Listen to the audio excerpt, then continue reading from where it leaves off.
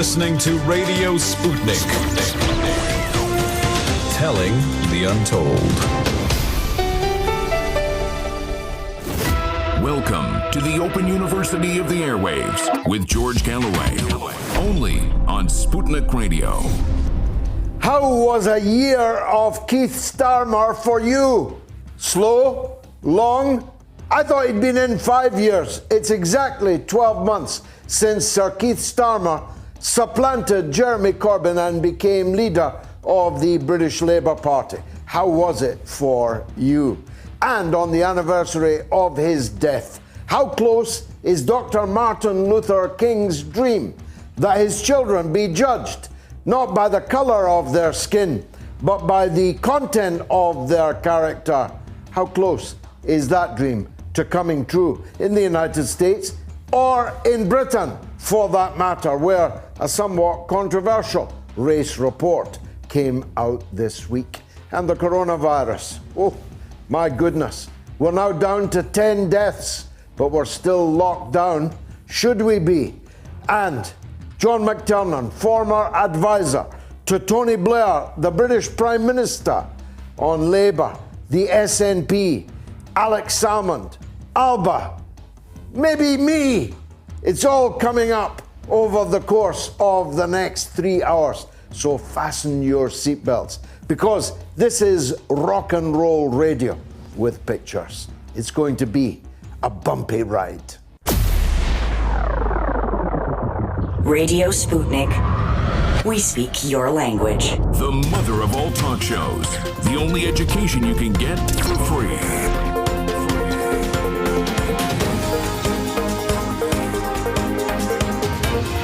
George Galloway. This is Radio Sputnik.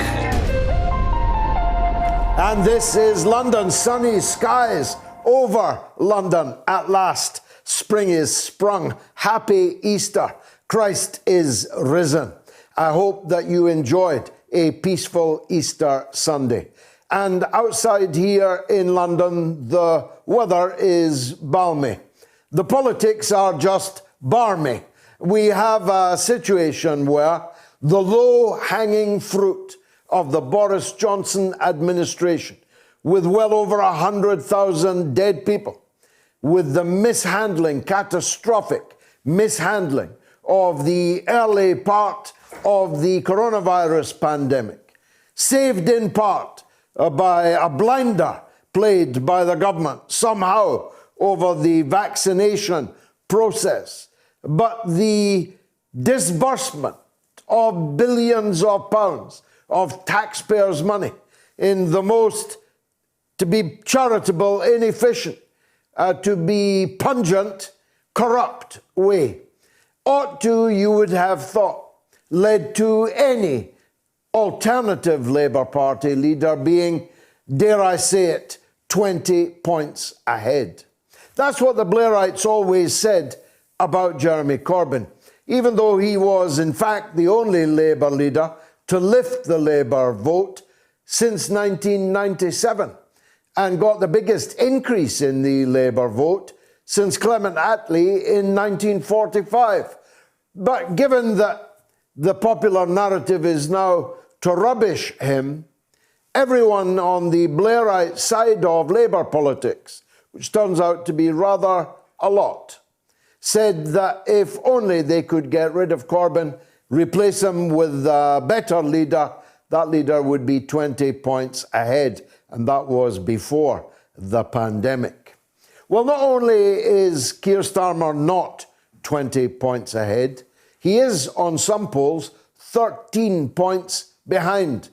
That is to say, 33 points different to that which was claimed as likely to be the result of installing him.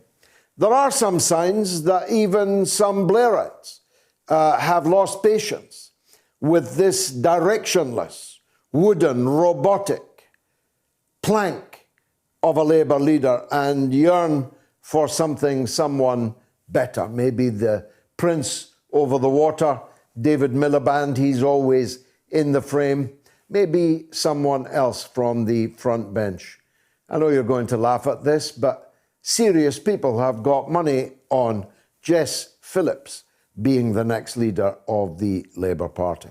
So we'll be asking you in the second of tonight's polls, how has Keir Starmer been for you? He is up against a target in Boris Johnson, who many on the Conservative benches truly wish he could land a glove on. Many in the Conservative Party are deeply unhappy about the continued lockdown when the virus has now reached the stage where 10 people a day are dying from it, has now reached the stage where the actual total death rate in the country is the lowest it's been for 14 years. And the economy is hemorrhaging. Massive sums. Businesses are going to the wall.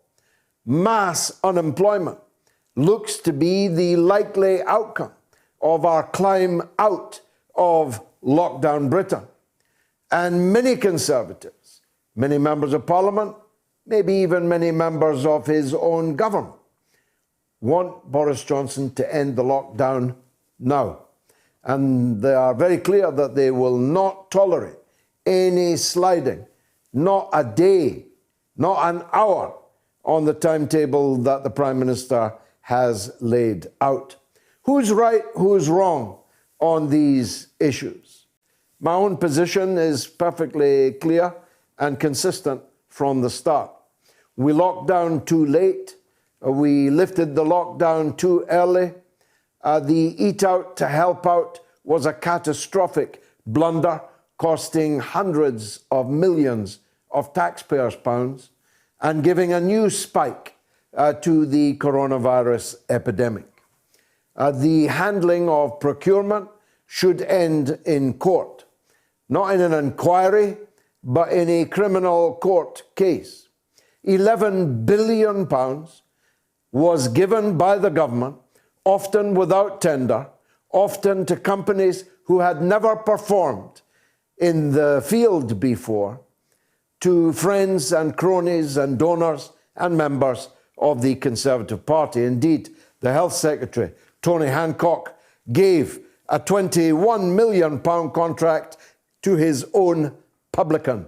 I'm not making that up. And for Americans who might not know what a publican is, his bartender got £21 million from his department to procure facilities and services that they had never procured in the past ever.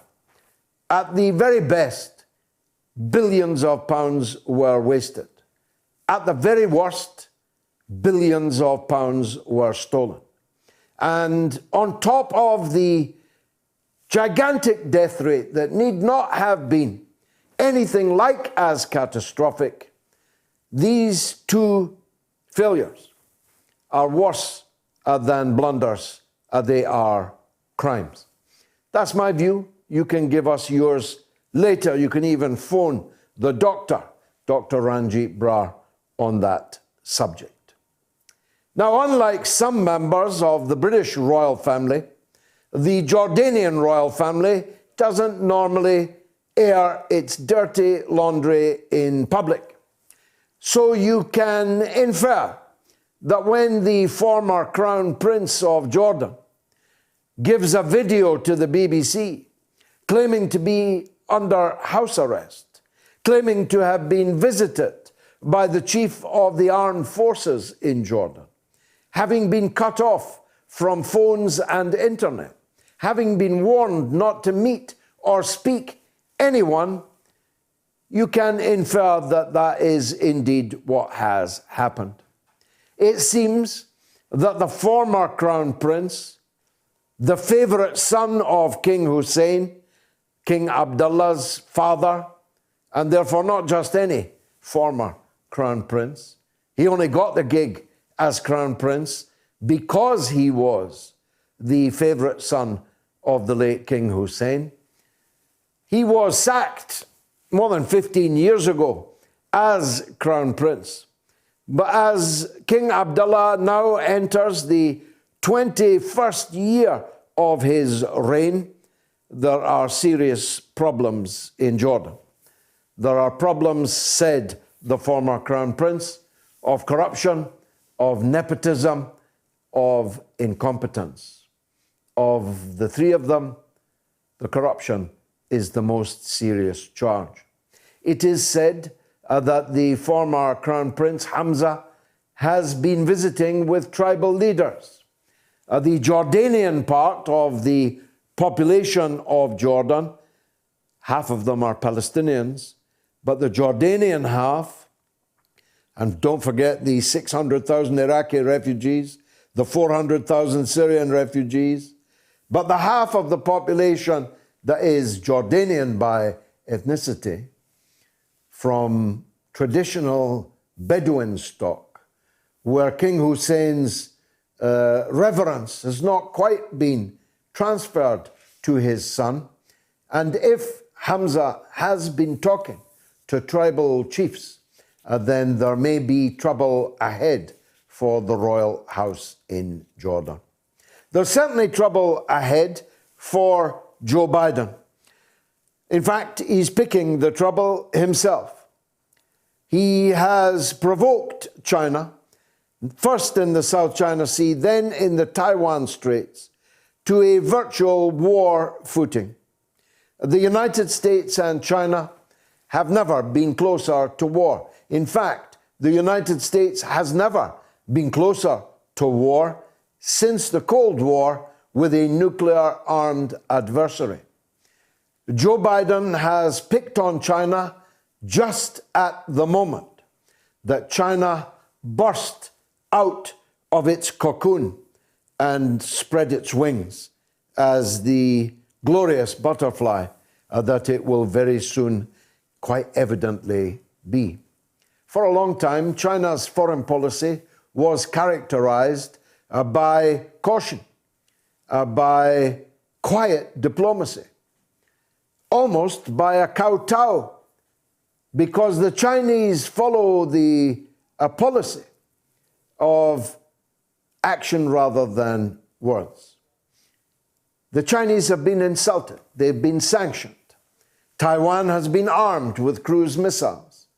There is Japanese, American, and Australian military hardware off the coast of China.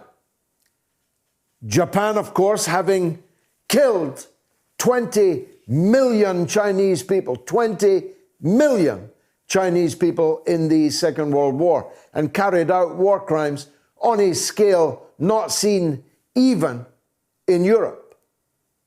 Millions and millions and millions of people were slaughtered by the Japanese onslaught on cities like Nanking, as it was then called.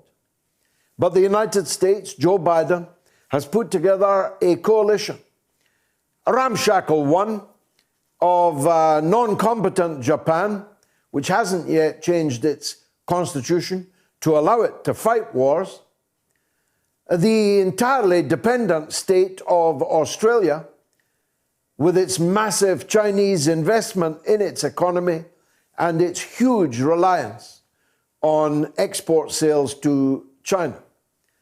So for Americans watching and listening to this, don't expect Japan and Australia to do any of the heavy lifting in the event of a conflict with China.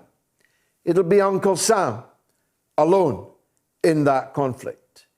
And I say to our American friends, don't mistake Chinese patience, forbearance, for fear. The Chinese are not afraid of you. And they have clearly decided, as can be discerned on a whole number of fronts, that this far and no further, China will not be pushed around by foreigners any longer. And I appeal to President Biden not to further try the patience of the government in Beijing on these matters. It's certainly trouble ahead for many other fronts. The Iranian front that Joe Biden promised he was going to rejoin the Iran nuclear deal before laying down preconditions about rejoining something that they had set up and then walked away from. Those preconditions are non-negotiable from the Iranian point of view. And there are presidential elections very soon in Iran, where the very participation in that nuclear deal is a major election issue. The moderates have a candidate. So do the hardliners. The hardliners will win that presidency unless something very radical changes in the sanctions regime, which is slowly murdering people in Iran. And in the Ukraine, Russian tanks and helicopters dashed for the Russian-Ukrainian border during the course of this week after the Ukrainian president, a former actor and comedian, announced an edict that Crimea will be invaded. It may have been a joke, but with all that high-powered weaponry around, if it was a joke, it was a very ill-judged one. The Crimean people decided to rejoin their motherland of Russia. They were only separated from it because in the time of the USSR, what did it matter if you were formally a part of Russia or formally a part of the Ukraine? But they had a plebiscite. It was an autonomous republic. Look up the meaning of autonomous. It had the right of self-determination, and it exercised it, and by an overwhelming landslide majority decided to rejoin Russia. Russia has since built a bridge in double quick time, taking the traffic between Crimea and the mainland of Russia. Russia has all of its military hardware in Crimea. The very idea that it's going to tolerate an edict from a joker that he's going to invade is a very, very dangerous and foolish ploy. Lastly, according to the Sunday Times opinion poll in this morning's newspapers and widely reported elsewhere, quite soon both me and Alex Salmond will be elected members of the Scottish Parliament. In fact, both Mr. Salmond and me are hoping to take several of our friends in with us. Who knows, we may end up, him and me, or him or me, holding the balance of power, deciding who is to be the First Minister and what attitude is to be taken towards the demand for another episode of the Neverendum. It's going to be a rocky 4 weeks in Scottish politics, 4 weeks and 4 days. I don't, as you know, as a matter of ethics, discuss my own electoral prospects. But I am going to discuss with John McTernan, former advisor to 2 prime ministers in Britain and in Australia, what he makes of the Scottish political scene. We had the doyen of psephologists, Professor Sir John Curtis, last week, outlining the many ways in which voting twice for the same party is as good as tearing up your second vote. Tonight we'll talk to John McTernan about the political flesh that will need to be built around those bare psephological bones. So it's 5 seconds before I was due to finish. So let me do the poll. On the anniversary of his death, how close is Martin Luther King's dream to coming true? A, nowhere. B, halfway. C, achieved. You can get voting now on my Twitter feed. Here is my number on any of the subjects on tonight's agenda: 02077 982 255 or 001 if you're in the United States, 757 744 4480. Or you can tweet us, of course, at George Galloway, at RT UK News. You can also email us at onair@moats.tv. Don't forget my Telegram channel. Many of you are watching the show on there. It's t.me/George Galloway. In fact, we're now on so many platforms that I can't possibly remember them all or even know them all.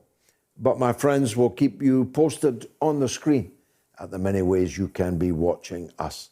Finally, my usual appeal.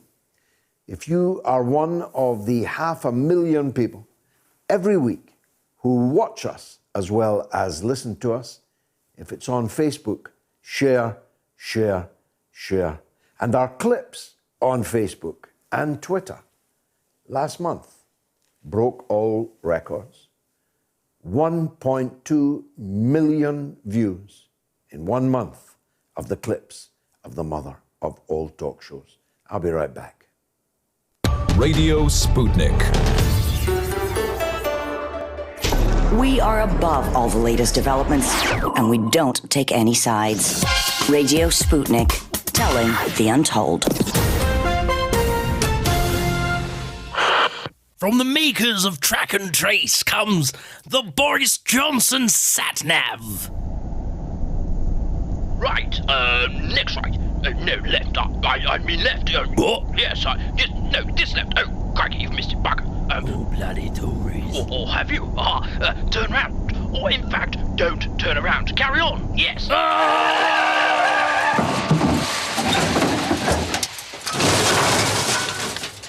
You have arrived at your destination.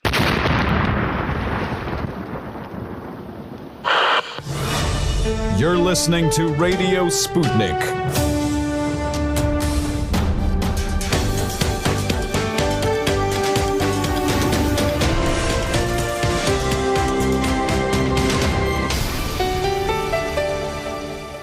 The mother of all talk shows. Join our faculty of legends, contributors, and callers. Everyone is welcome. So, on the anniversary of his death, how close is Martin Luther King's dream to coming true? A, nowhere, 57%. B, halfway, 29%. C, achieved, 14%. That's a very interesting number. And people are voting in great numbers already on that poll. It's on my Twitter feed. Now, Chris Hedges, as I always say, and I always say it because I always think it, how I wish I was applying to interview Chris Hedges as the Secretary of State in Foggy Bottom of the United States of America.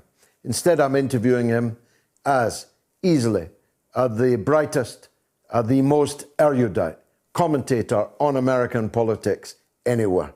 Dr. Chris Hedges, welcome to the show. Let me ask you, if I may, it's not on the agenda, but let me ask it because we've got a poll on it. What would you say on the anniversary of Martin Luther King's dream? Is it anywhere near coming true, or is it not even past first base? No, it's not past first base because, as King said repeatedly, especially toward the end of his life, there would be no racial justice without economic justice. And the economic misery for African Americans in the United States is far more pronounced than it was during King's lifetime. What we have seen is an integration of the black bourgeoisie, primarily like Barack Obama, into the structures of power that have furthered the economic assault against the working class and the working poor. and so that the achievement of desegregation, although we're watching even that rolled back with the new restrictions on voting in Georgia, but the achievement of desegregation provided a kind of legal victory, which was a result of the civil rights movement, accompanied by an economic decline, the institutional racism that has always been part of the DNA of the United States remains, fervently with us and vicious and more pronounced than it was, especially with all of the offshoring and deindustrialization within the United States. It's interesting that you locate King's legacy in the economic field. He was, of course, only there that night because the next day he was to address a multiracial rally of strikers, cleansing workers, people who emptied the bins, who swept the streets. He had begun to move from purely, if you like, race issues into both economic issues, class issues, and indeed in his opposition to the Vietnam War, into international politics and questions of empire and so on. Was that a step too far for him to take? Do you think that might have been the reason why whoever decided to kill him did do so? Well, that last year of his life. So a year ago from a year before his assassination in Riverside Church, you're right, George. He very vehemently denounced the Vietnam War, calling America the greatest purveyor in violence in the world. He comes out of the church. He comes out of a religious tradition. He felt that he had a moral duty to speak out against the war. He had seen with the Voting Rights Act signed in '64 progress made in terms of the legal structure, but he was acutely aware that unless the economic issues were addressed, nothing of substance would change. And that last year saw two things happen. One, the white liberal elites, especially in the North, that were willing to support the civil rights movement but did not want to see any kind of economic restructuring, deserted him, along with, of course, many members of the Black Power movement, but he lost the support of Lyndon Johnson, the president at the time, who withdrew his FBI protection, J. Edgar Hoover, of course, being one of the primary architects in terms of trying to destroy King, indeed tapping his phone and attempting to get him to commit suicide after providing evidence, which was factually correct, that he had engaged in extramarital affairs. And so without that protection, both, I think, King and Hoover knew what was going to happen, and sadly it did happen in 1968 on April 4th. Now, going back to the race, if it's a triptych of race, class, and empire, going back to the race issue, evidently the color of a person's skin is not important. Otherwise, Barack Obama would have been the greatest thing ever for minorities in America and for peace in the world. But he was very far from that. Making my point that just getting some black people into the middle class, just getting some black people into Congress or even into the White House isn't going to solve the problems if the content of their character is deficient. What do you say? Yeah, it's just a species of corporate colonialism internally. It follows the kind of model that we saw in much of the global South, where, of course, Patrice Lumumba becomes the prime minister of the Congo, great liberation figure, is assassinated with the direct support of the CIA, and they install Mobutu, who's also black, but serves the interests of the American empire and the colonial powers within Europe. So yes, it's it's not enough. I mean, we have Clarence Thomas is black. He's on the Supreme Court and is one of the worst Supreme Court justices in American history. I mean, far, far, far to the right. So, I mean, colonialism has shown us this model. And putting somebody of color or somebody with a woman, making Hillary Clinton, a president, or elevating a woman CEO, or, I mean, if, many people, or at least some people within marginal groups are quite willing to sell out their own and serve the system for their own gain. And that's precisely how I would define Barack Obama.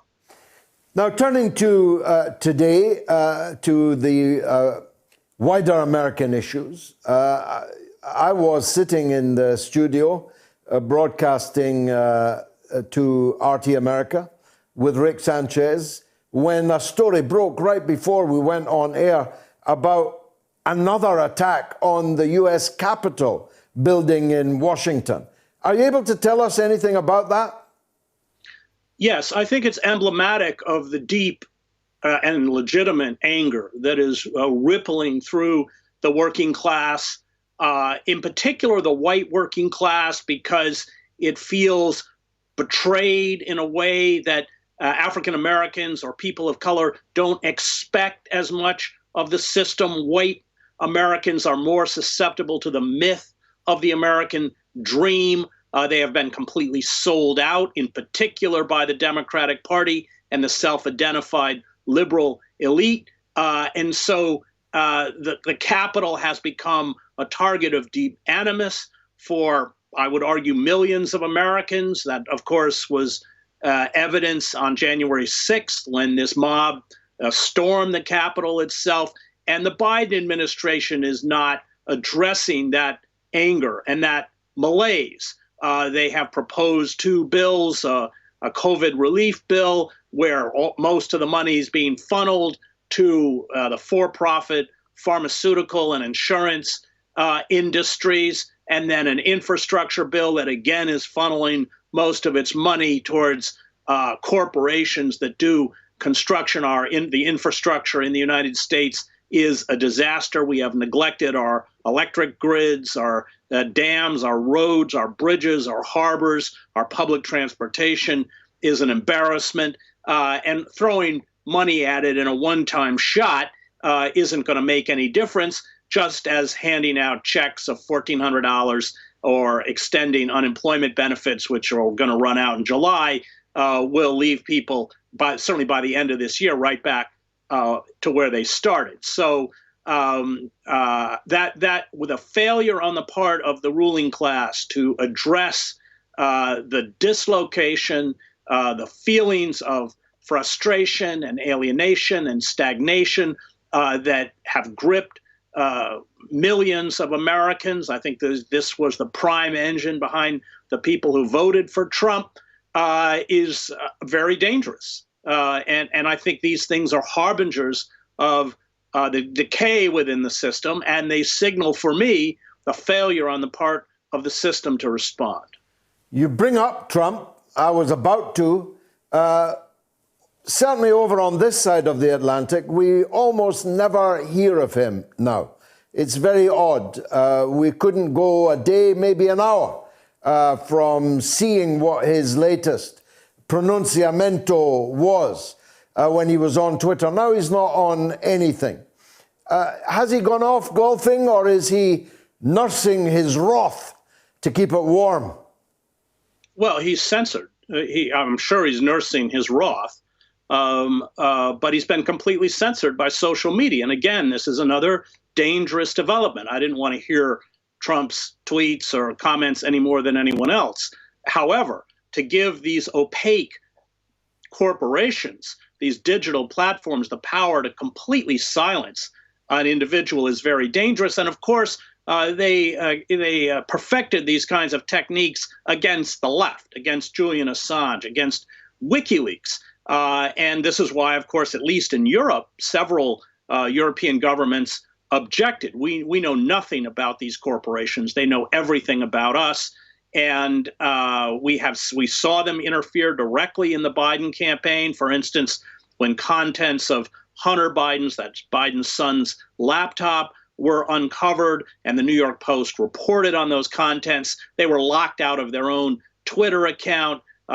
So we have seen an alliance between the liberal is the wrong term, but the self-identified liberal wing of the Democratic corporate establishment build this or bond with these digital platforms. And of course, who they will come after is not just figures like Trump or outliers like Alex Jones, but critics such as myself who attack neoliberalism and attack imperialism. And because they have lost so much credibility, they don't have an answer. So that's why you don't hear from Trump. It's not because Trump doesn't want to be heard or doesn't want his megaphone. It's because it's been taken away from him. And why doesn't he go it alone? Why doesn't he set up his own megaphone? They say that he's attempting to set up his own megaphone. But remember that his banishment from social media is complete.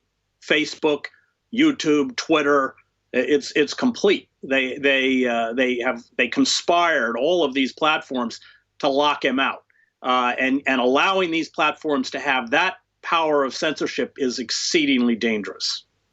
Chris Hedges, as always, a tour de force. Thank you very much indeed for joining us on the mother of all talk shows. On the anniversary of his death, how close is Martin Luther King's dream to coming true?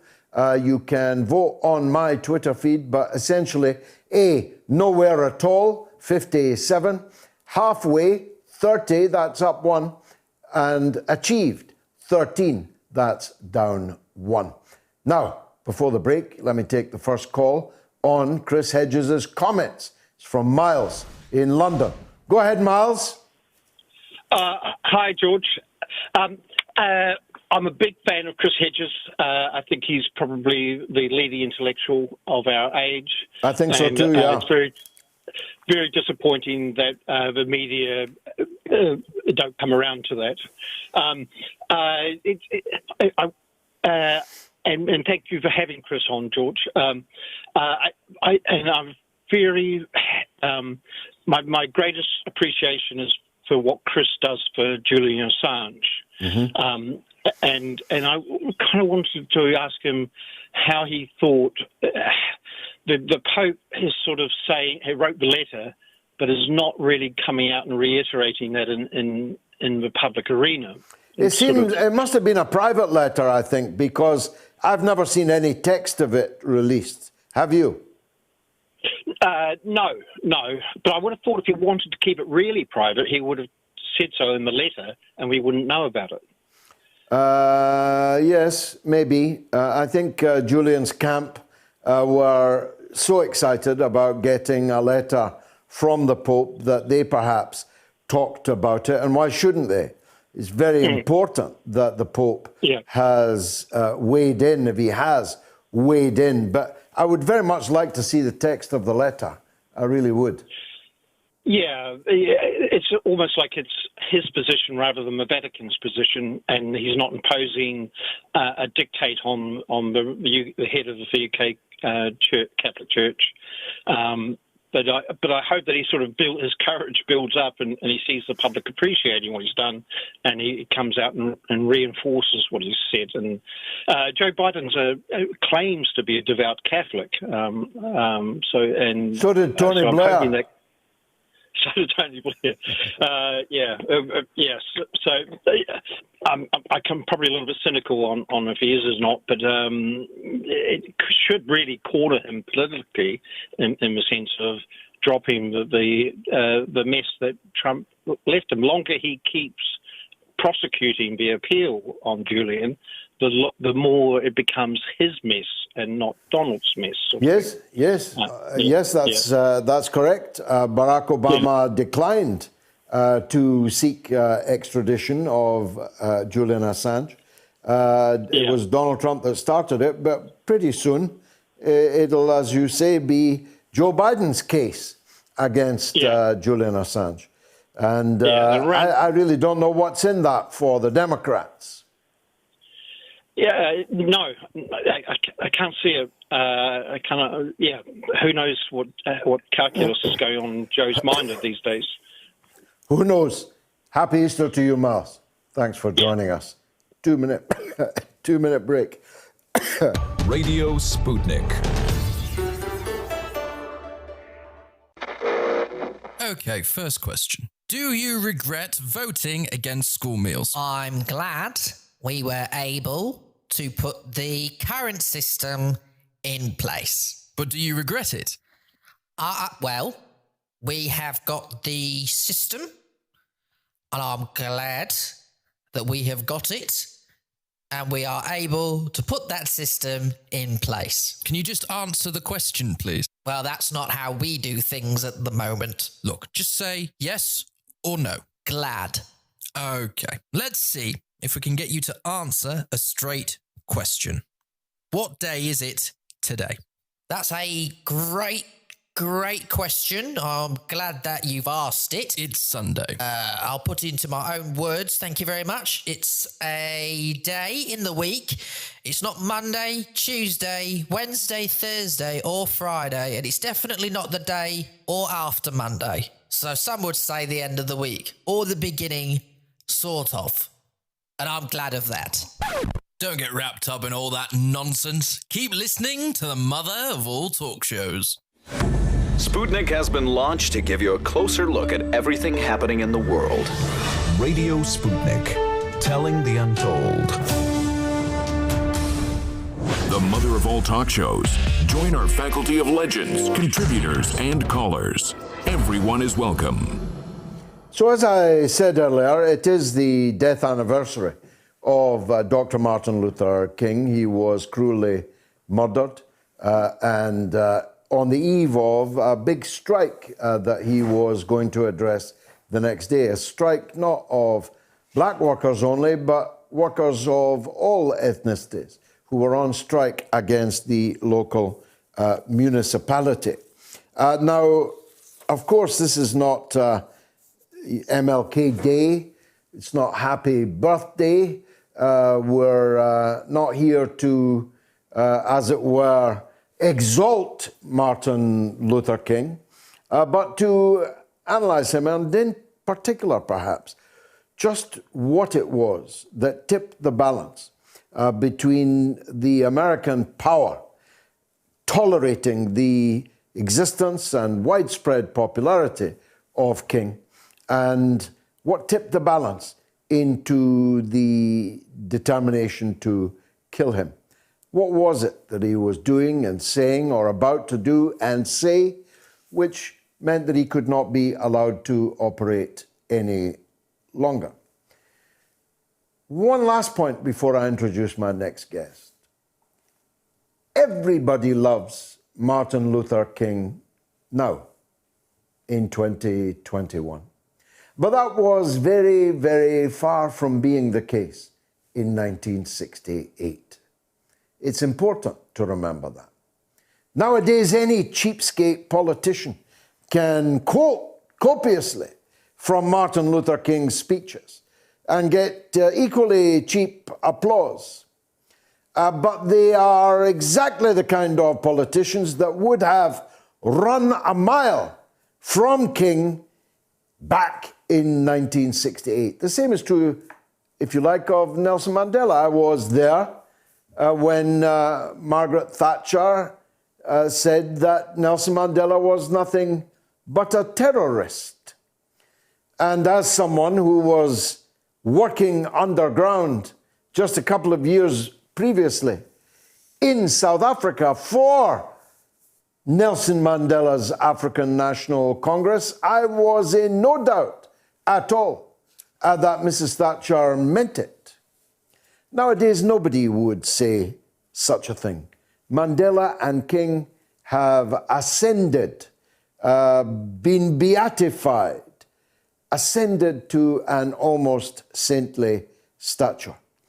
But that was not the case in 1968. Let me talk now to author and assistant professor Michael Sawyer in the United States at the Colorado College. Michael, wonderful to see you again. It's some months since we spoke. But on this death anniversary, how would you sum up the reasons why whoever killed King decided that he had to be killed there and then? I think, I mean, your introduction is appropriate, right? Because as Martin Luther King began to be focused on issues beyond civil rights and issues of classically understood as human rights, you know, a living wage, and then most particularly anti-militarism. So his stance against the Vietnam War is oftentimes considered to be the tipping point between what were considered to be kind of local or just domestic concerns to then become a kind of international figure that could then, you know, embarrass the United States in really important ways on the world stage because of the Vietnam War.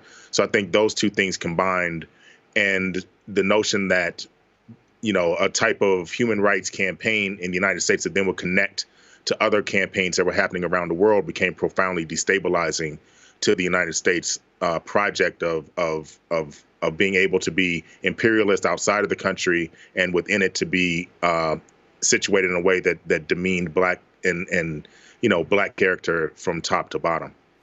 That being so, it seems unlikely to me that James Earl Ray was your proverbial lone gunman. How does it look to you?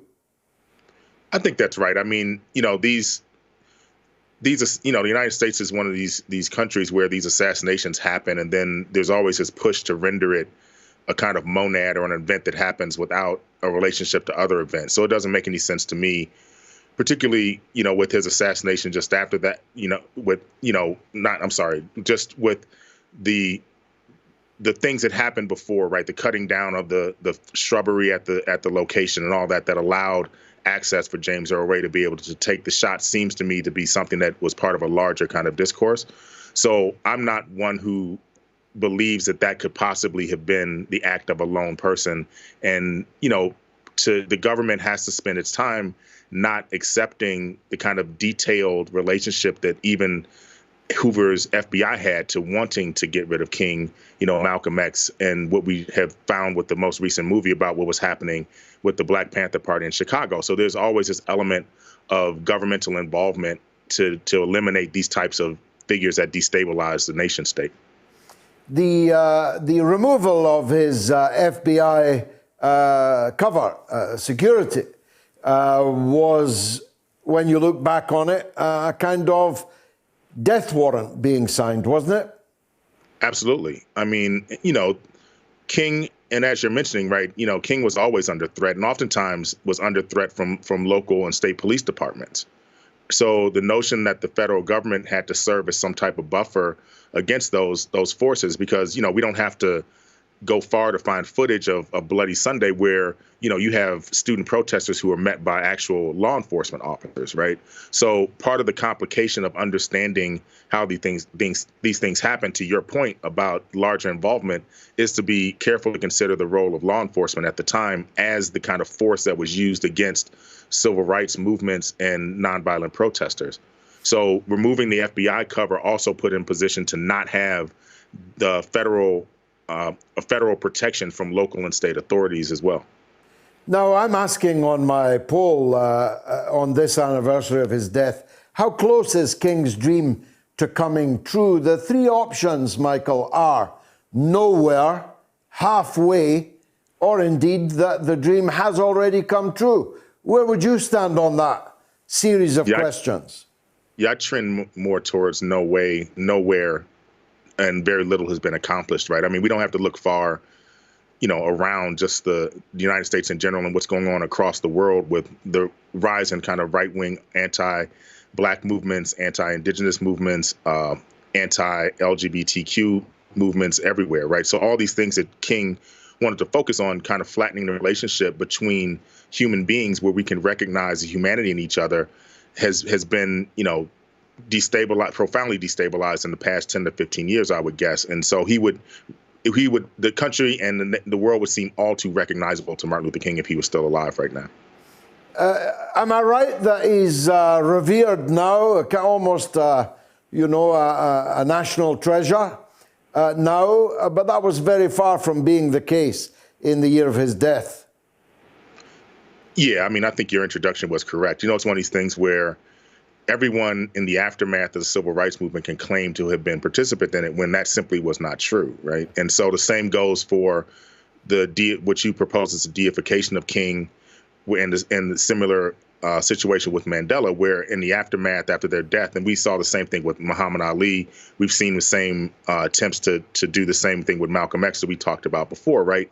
Where part of the most essential elements of what made them important figures gets watered down, gets distilled to the point where it becomes palatable, and then it seems to be recast as part of a different narrative that takes the essential elements out, right? So those elements of Martin Luther King that were, again, anti-militarism, the Poor People's Campaign, where he was called a socialist or communist by people, that's all been forgotten in the aftermath of like clipping elements out of the I Have a Dream speech in order to read the type of narrative that you mentioned, where politicians hurl it back as a way to prevent effective conversations about race or other types of marginalized subjectivity. And I'm guessing that Barack Obama didn't make any material dent in the situation, but did he even try, Michael? I think, it's one of these things where you got from roughly, 1619 through 2019, it's probably difficult to imagine like in 4 or 8 years that much is going to be accomplished to erase that. I think from a perspective of symbology, I think Barack Obama becomes an important symbol that King would have recognized. As far as effectively dismantling some of these structures, I think, there was not much done that we can credit to Barack Obama during his term that we would say would line up with kind of the type of radicalism that King represented, particularly in the last few years of his life. Dr. Michael Sawyer, many thanks for joining us on the mother of all talk shows. That poll's still running on my Twitter feed on the anniversary of Martin Luther King's murder. How close is his dream to coming true? Comments on social media. Gordon says, with the way that the Black Lives Matter and the left keep going on, it pushes his dream out of reach. Give me a call, Gordon, on that. I'd like to explore that thesis. Husker says, I'd say there has been significant progress, but there is an agenda which cannot acknowledge any progress because it presents a threat to a certain power base. I'd say this is where we are. And James said, Martin Luther King wanted his children to be judged on the content of their character rather than the color of their skin. How many of us can truly say we judge others without any prejudice? Perhaps we should not sit in judgment on anyone without looking at ourselves first. Here's Lee in Sheffield on Martin Luther King. Lee, welcome. All right, George. Yeah. Good show tonight. Thank you. Really enjoyed Chris Hedges as well. Oh, he's wonderful. As always. Yeah. Just a few things come to mind when you were talking about the tipping point between when Martin Luther King was tolerated and then had to be killed. I'm fascinated in what that moment was, what the triggers were. If you'll forgive the pun. The only thing I can think about is when he spread beyond the race and the civil rights argument, and he started speaking about militarism, imperialism, and what joins poor blacks and poor whites together. Well, that is exactly what he was going to be talking about the next day at the cleansing department strike meeting. Yeah. And just the 2 points. An axiom of the American ruling class is that there is no way that can happen for black and white working class people to unite, and they have spent the last 200 years doing their damnedest to prevent that happening. And one other thing, it's just a quick point, but I think you might probably say more on this, George. But don't you think these days, when we have so much of this ID politics rubbish, this is heading in the same direction? I think or for a similar outcome. Well, I think that the experience of these last decades is that identity politics are a complete blind alley. Otherwise, getting a woman as Prime Minister would lead to a different kind of premiership. Or getting a black man as President would lead to a different kind of President. Or getting a disabled person like Lenin Moreno in Ecuador in a wheelchair as president would lead to a different kind of president. But none of these things were different in any way. I went through a decade in the British Labour movement where it was a mantra, almost a religious mantra, that if we could only get more women into the House of Commons, that a kinder, gentler country would emerge. And you and I are both of an age to know, Lee, that turned out to be BOLLOX. Exactly. So identity politics, getting women, getting black people, getting gay people into this, that, or the next position, office, power, means nothing. Because, as King pointed out, what counts is the content of their character and what their political intentions are. Last word to you. Yeah. Well, all I can say, I still now, to this day, I work in the steel industry in Sheffield. I've lived here all my life. I remember Margaret Thatcher. So... You know what I'm talking about. Anyone who talks to me about just because she's a woman or whatever, I don't care who they are or what they look like. It's the politics that count and what they're going to do for working people in this country. That's the only thing that I look for. Well, exactly. And I'm very glad to have spoken with you about it. And I'm even more glad that there's anybody still working in the steel industry in Sheffield or anywhere else. Lee, thanks very much indeed for that call. Let me give you the phone numbers again. I'll be taking your calls on the SNP, Alex Salmond, Scotland, etc. after the news, after my discussion with John McTernan. So the numbers are, if you're in the UK, 02077 982 255.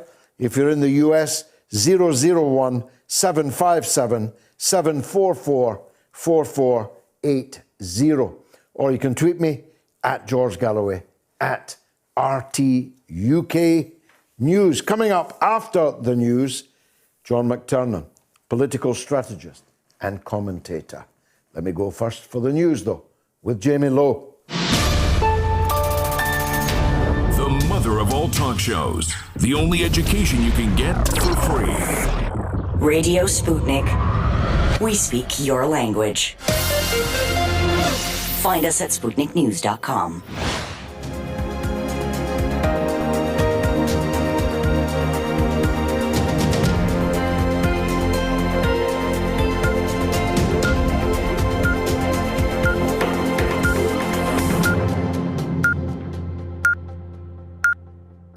Radio Sputnik News.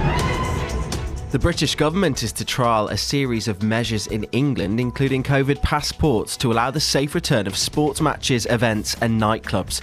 Passes would show if a person had been vaccinated, had a recent negative test or natural immunity.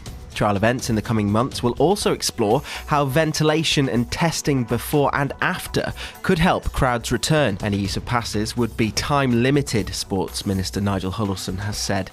The pilot, which will include the FA Cup final, will last until mid-May. Huddleston described the trials as learning experiences, saying no decisions had yet been made on processes or vaccination certificates. However, critics, including more than 40 Tory MPs and privacy campaigners, have suggested a COVID passport scheme could be, quote, discriminatory and counterproductive. Labour's Jeremy Corbyn and senior Tory Ian Duncan-Smith are among a broad coalition of MPs who have pledged their opposition. Downing Street has confirmed countries will be in a risk-based traffic light system when foreign holidays resume. Libya has just received its first delivery of COVID-19 vaccines. Interim Prime Minister Abdul Hamid Dbeibah tweeted, "Thanks to God, we have managed to import the first batch of coronavirus vaccines," urging people to sign up to an online vaccine portal, which will be used to administer the doses. The Libyan Health Ministry says 100,000 doses of the Russian-made Sputnik V vaccine are now in Tripoli. Libya has suffered political and economic chaos since the overthrow of Colonel Muammar Gaddafi in 2011, and its crumbling health system has struggled to cope in the pandemic. The World Health Organization warned last week that 2 new variants of the coronavirus were spreading in Libya. France has entered its third national lockdown as it battles a surge in cases of COVID-19 that threatens to overwhelm the country's hospitals. All schools and non-essential shops will shut for 4 weeks, and a curfew will be in place from 7 p.m. to 6 a.m. On Friday, the number of seriously ill COVID patients in intensive care units increased by 145, the biggest jump in 5 months. France is currently battling a peak of about 5,000 COVID patients in intensive care. On Friday, the country recorded 46,677 new cases and 304 deaths. As well as the restrictions that came into force yesterday, from Tuesday, people will also need a valid reason to travel more than 10 kilometres from their homes. Police have swarmed a park in Edinburgh after a vicious fight broke out during a huge party. Officers have condemned the disorder and chaos that erupted after thousands descended on the meadows as the city enjoyed warm weather and the stay-at-home order came to an end. One local man said Glastonbury had hit the meadows. Footage shared on social media showed groups of young men allegedly fighting each other. The former Crown Prince of Jordan has been placed under house arrest as part of a crackdown on critics. In a video released by Prince Hamza bin Hussein, the half-brother of King Abdullah, he accused the country's leaders of corruption, incompetence and harassment. However, Foreign Minister and Deputy PM Ayman Safadi justified the arrest, saying Jordanian intelligence had intercepted communications at what he called the 0 hour. He alleged that messages between Hamza and foreign parties were over the timing of a plan to destabilise Jordan. He added that a foreign intelligence agency had been in contact with Hamza's wife to supply a plane to get him out of the country. It comes after a number of high-level arrests said to be linked to an alleged coup plot. The move to put the prince under arrest came after a visit by him to tribal leaders, where he is said to have garnered some support. Hamza has denied any wrongdoing and says he was not part of any conspiracy. A state of emergency has been declared in Florida after a leak from a large pond of toxic wastewater in Tampa Bay. More than 300 homes in the area have been ordered to evacuate, and a motorway near the Piney Point Reservoir has been closed off. Residents were sent a text alert telling them to leave home immediately. Officials say the 77-acre reservoir holds millions of gallons of water containing phosphorus and nitrogen from an old phosphate plant. Florida Governor Ron DeSantis declared the state of emergency yesterday. There are concerns the water could flood the area, which is mostly agricultural.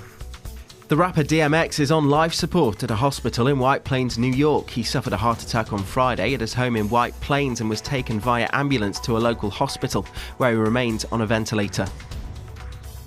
And finally, he's thousands of miles from home, where he used to enjoy a quiet life away from humans in the Arctic. But after straying unusually far south into Tenby, Pembrokeshire, Wally the Walrus has become a tourist attraction for visitors over Easter. Now authorities are asking them to leave Wally in peace after reports of jet skiers, surfers and paddleboarders disturbing him by getting too close. Conservation groups have urged people to enjoy him from a distance. They've been keeping a close eye on the mammal, who has been nicknamed Wally ever since he was first spotted from the Welsh cliffs. He is believed to have arrived from the Arctic on an ice floe and was initially seen off County Kerry earlier this month before he ended up on the Welsh coast. In a statement, authorities warned the public to leave Wally alone as the sunshine draws crowds to the area.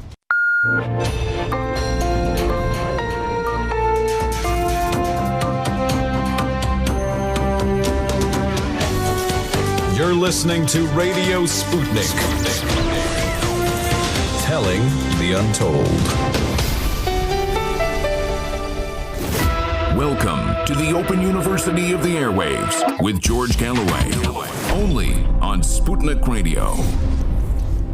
4 weeks and 4 days until the Scottish parliamentary elections 2021.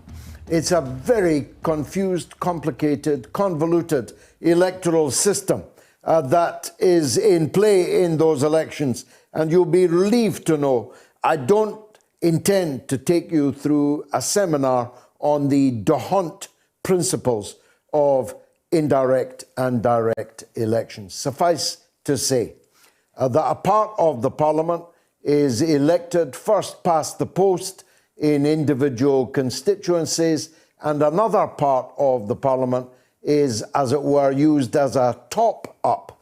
Another part of the election, a second ballot paper, an orange ballot paper, as it happens, elects lists, and the number of people on your list that you get into the Parliament is proportionate to the number of votes that are cast for it.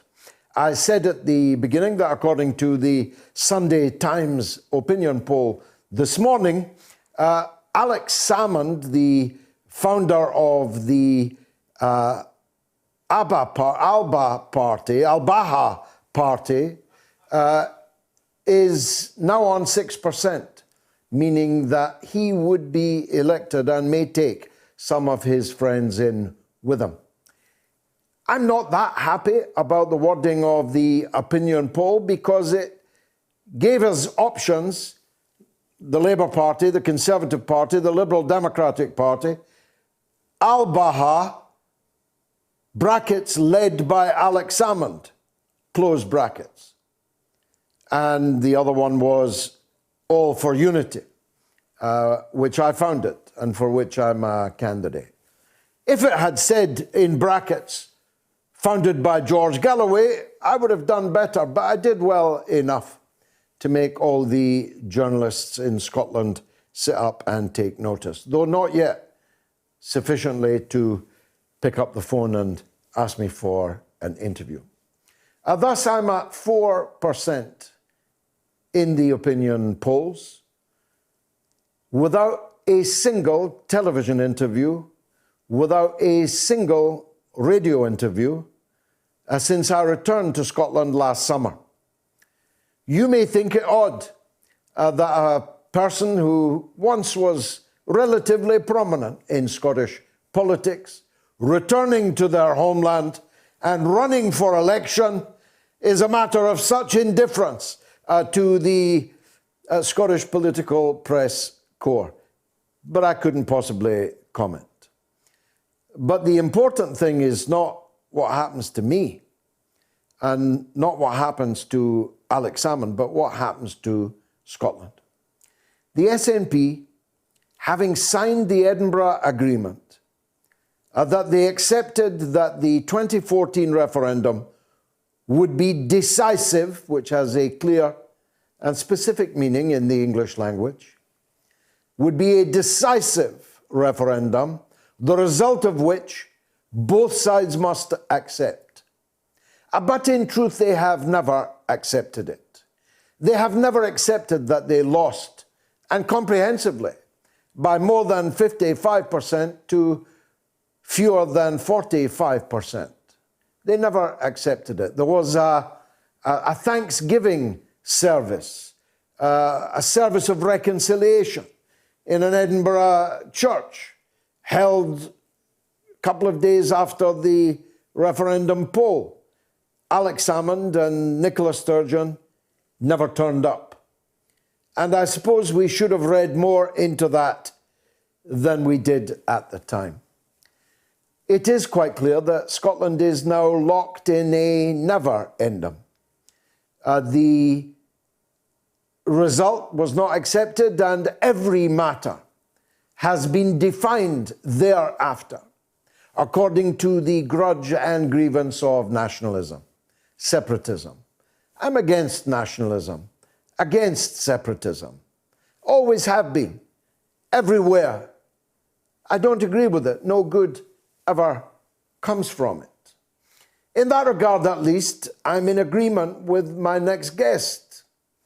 He was a former advisor to the Labour Prime Minister Tony Blair, a former advisor to the Australian Labour Party leader and Prime Minister Julia Gillard. He also advised the former leader of the Scottish Labour Party, Jim Murphy, and is now on his own account. Not just a political analyst and commentator, number cruncher, but one of the very best and in very great demand. And that's why I'm amazed that he's here as a Scotsman and not receiving any fee for it. It's John McTernan. John, welcome to the mother of all talk shows. I hope that didn't come as a rude surprise to you that you're not being paid, because I know people pay you a lot for your analyses. So it's good of you to come on for free. Give us your overview, will you, of where we stand 4 weeks out from the Holyrood elections. I think we are seeing a historic split in the SNP and the independence movement more generally. I think that there's been extraordinary discipline on the side of the Yes campaign, starting with, as you pointed out, them refusing to accept defeat, to act as though they'd won, though they hadn't, and then to have a strategy in which they do pursue grudge and grievance. You might call it grievo-max.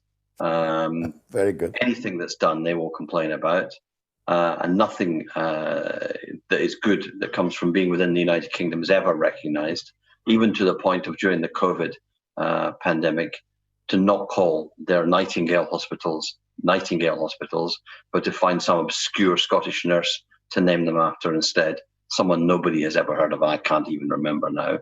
But they held this together with some discipline, with disagreement on tactics, disagreement sometimes on strategy, but never falling out, never having fights. And this drama we're in now with the Alapa party and Alex Salmond seeking to return to Parliament, and wouldn't that be a great Parliament, the Scottish Parliament, with you in it and Alex Salmond in it? That would certainly be great. It would box office, political box office television.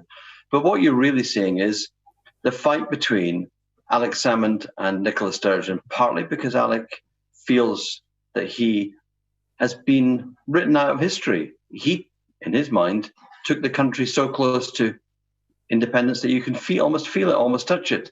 And he believes one more heave and you could get there. And he sees all of that adulation going to Nicola Sturgeon. And you also feel Nicola Sturgeon feeling, I was your apprentice, you've retired, don't come back, and I will use every trick in the book that I have to keep you out of politics, out of Scottish politics, stop you recovering.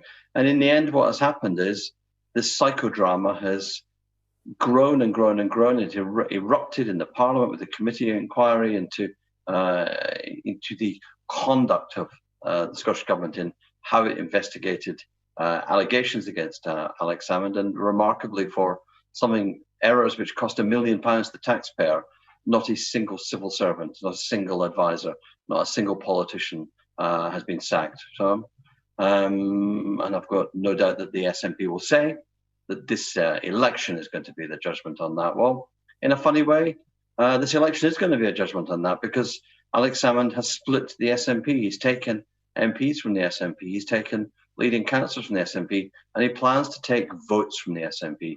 Now, he's gaming the system. He admits he's gaming the system, but he could, at 6%, 7% of the vote, that threshold, could be bringing in new parliamentary seats, and he'll have a group in the Scottish Parliament, and he will hope that he denies Nicola Sturgeon the majority in her own right, which is very hard to achieve, and provides the votes that take her over the majority threshold. He said he won't seek a role in government. He'll be an advisor, supporter. I think his plan is to be Eamon de Valera to her Michael Collins. He will be outflanking her, being more radical in her, calling for a Catalan option, calling for UDI even. Although, of course, the Scottish Parliament can't leave the UK Parliament to sit separately. They'll just sit separately. So I think this is a historic split in the nationalist movement. It's a psychodrama, but it's very serious. And at the same time, we have the situation in Scottish Parliament, which you're highlighting with your party, that around 45% of the votes election in, election out in the Scottish Parliament, go to parties who don't want to sunder the United Kingdom, and yet they get a handful of seats. They get far fewer seats than the nationalist parties. So something is going on the nationalist side. Something is going on in the Labour Party with their impressive new leader. Something is going on in the Tory Party with their more aggressive approach. And something is going on in that there's a whole group of what I call Lexit voters in Scotland, unrepresented. The 40% of people who voted to leave the European Union, we've left the European Union, who don't actually want to return to the clutches of Brussels, don't want the euro imposed on the country, don't want to have to pay to the unaccountable bureaucrats of Europe, don't want to go back, back to the future.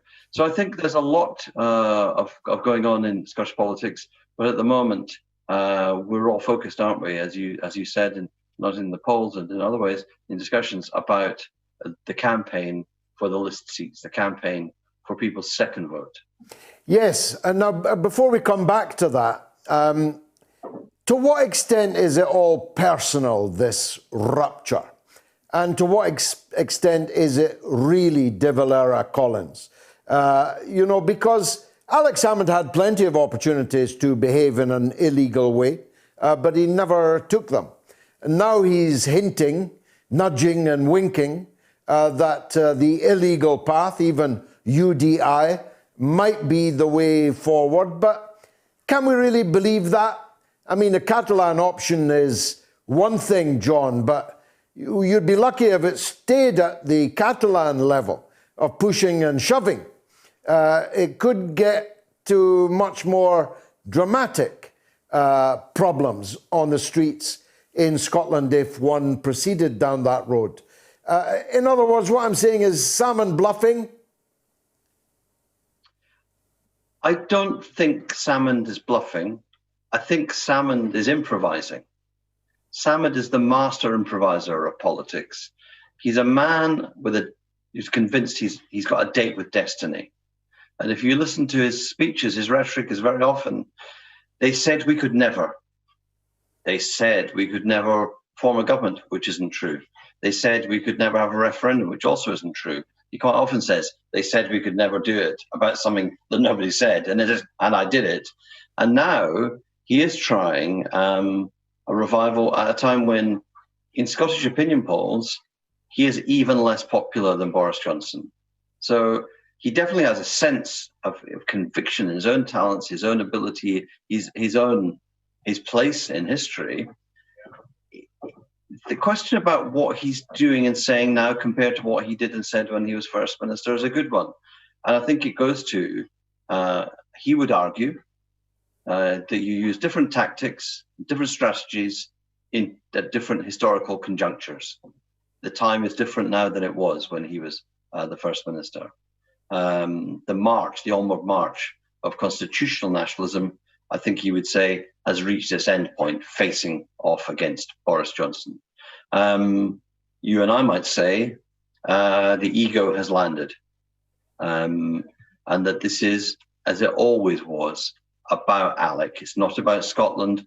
It's not about nationalism. It's not about independence. It's not about separation. This is about one man, and that he hated having the limelight taken away from him when he went to London as an MP, and Nicola Sturgeon got the rock star style receptions. But the thing is, he has a ready audience within the independence movement, and this is the nub of this. Great improvisers, great politicians see the weakness in their opponents, and what is interesting is that Alex Salmond is fixed laser-like on Nicola Sturgeon as his opponent. She too on him. She is less able to find the way to give him the blow that will lay him out. He is seeing within the independence movement, there are many who are now getting impatient with the promise of there'll be a referendum next year, that the referendum is always in the future. And he's tapping into that. So I think that for all those votes that stay behind the SNP in their constituency seats, for all those people who stay with the SNP in their second vote, when Alex Salmond leads himself or a group of members of the Scottish Parliament into the Scottish Parliament for the session that will start after the elections, it doesn't stop there. His opponent will be Nicola Sturgeon. His opponent, he will be opposing her strategy. And it will be joyous, I think, for Boris Johnson to be watching this, seeing the dissipation of a force which just months ago was looking like it might well place a demand on him that he would refuse, but it would look churlish or even anti-democratic of him to refuse. Now it looks as though it's the nationalist movement with their slippery alliance with the Green Party, who are not a Green Party, they're just an independent party, and their strange relationship, their codependence on Alex Salmond and his Alba party, that will be a very good thing for Boris Johnson. I think Boris Johnson's a lucky politician, a terrible record in the pandemic, but lucky at the end with the vaccine. And once again, it looks like he's going to be the lucky politician facing a very difficult situation in Scotland, sorted out by probably his worst single enemy, Alex Salmond. Finally, and I'm grateful for your time, John, it's the 1 year anniversary of Sir Keir Starmer's leadership of the Labour Party. If you were writing his report card, what would you say? I would say really two things. He took over a party on life support, and he's made the Labour Party and himself relevant. And the second thing is he's made it relevant and listened to in the most difficult of contexts. A pandemic, which is not just a UK crisis, a global pandemic. An economic crisis, which is the worst probably in recorded history in the UK. That in those, naturally the attention of voters gravitates to the government, they have the bully pulpit, and also to the actions of the government in handling the pandemic, sorting it through vaccination, supporting the economy, mapping the route out. I think without Keir Starmer, there are many areas where the government would have acted in a more cruel way. That I think the £20 extra on universal credit would have been taken off by Rishi Sunak earlier this year. But the opposition of Keir Starmer and Labour have kept it in place. He's got the one quick hearing from the voters, which is, okay, we could consider you as a potential prime minister. And then the attention has gone on to the pandemic. After you get a landslide defeat, you're meant to sort your own party out. And he probably should be sending his deputy Angela Rayner out to be telling constituency parties we got beaten badly, we must abandon the policies on which we lost so badly. But I think he has got, for me, he's an A+, not just for not being Corbyn, but for actually getting a hearing for the Labour Party, and an A+ for actually maintaining a voice in the hardest of moments during the pandemic. And I think the real test is going to be perhaps in October, November, when we're back at work, we're back on the buses, when we're back in the office, when we see what the real unemployment is going to be like. We see maybe the real face of Rishi Sunak taking money away from the poorest. It was the £20 increase in universal credit for a single person. That one increase was bigger than all of the increases in unemployment benefit from between 1975 and last year when the £20 was put on. Like, it's one of the biggest single increases to single individuals. And so for single men, single women on universal credit, as many more will be in October and autumn, we can't stop unemployment rising. That'll be when they feel what the real Tory government are like. And Sir Keir Starmer then has to be absolutely clear about the difficult challenge of opposition, which is have the right ideas for the future, which the voters hear, the voters like, and the government can't steal from you. And that takes art as much as it takes intelligence and leadership.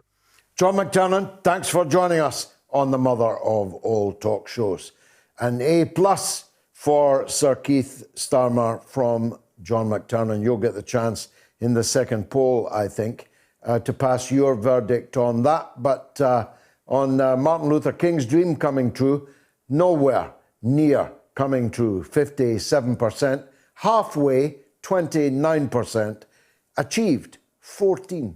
You can still vote right up until 9 o'clock, I think.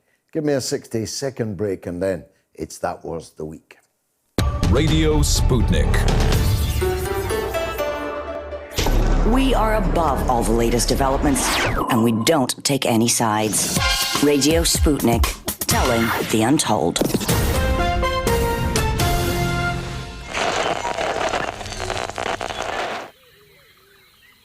The airwaves. This savannah is a rigid dichotomy of fact and fiction. As vicious as the Twitter sphere, where the slightest misjudgment can spell being cancelled.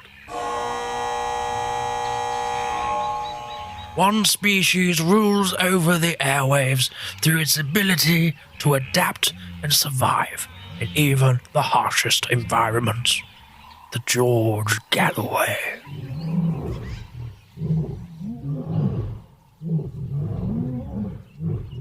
The top cat in these parts, it is mostly active on Sunday evenings in Britain and mid-afternoon in the United States. It seldom roars during the day. Most notable for its wide variety of headdress, it protects these parts from the mainstream media. You can catch this fine specimen on the mother of all talk shows. Don't pick a fight with it. They've been known to bite back.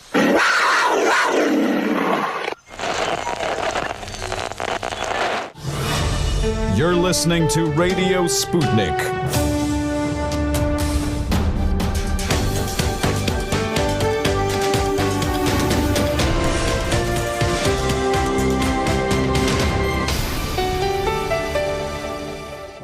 Mother of all talk shows.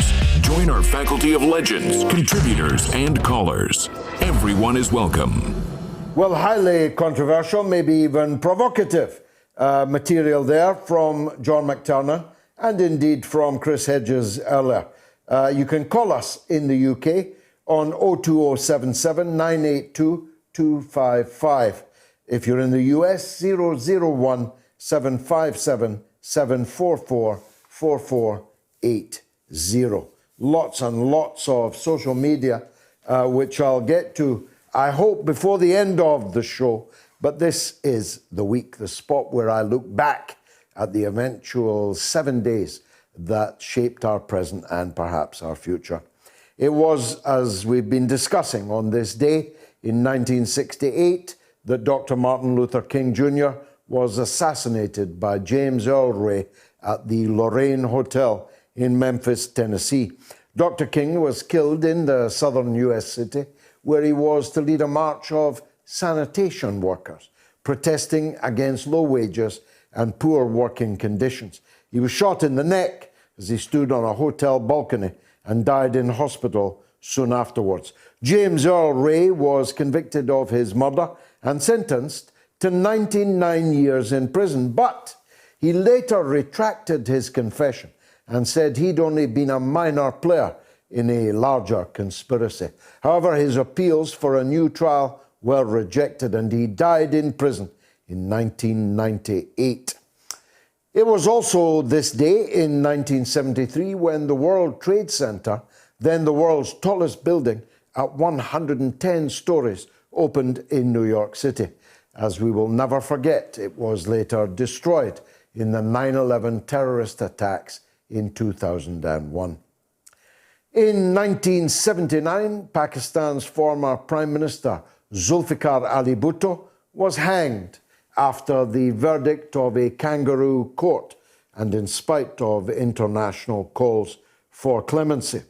Mr. Bhutto, who was 51 and who had been Pakistan's leader since 1973, had been deposed in an army coup led by the hangman, General Zia-ul-Haq, 18 months previously.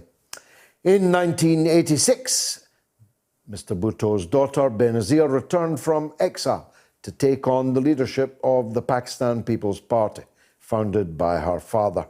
And in August 1988, the dictator, General Zia, was killed in a plane crash, as happens. And Benazir Bhutto went on to lead the People's Party to victory in elections in 1988 and 1993. I was slightly halting and hesitating there because the late Benazir Bhutto was a very close personal friend of mine for 30 years. And it still pains me greatly to think of what happened to her. Her small children, unborn children, were the apple of her eye before she even married, before she even had children. She was very keen to be a mother, and she turned out to be the only woman leader ever to give birth while in office at that time. It may have been surpassed since. In fact, she gave birth twice whilst Prime Minister. She was a truly extraordinary person, and her father was too. And it was in these few days that he was murdered.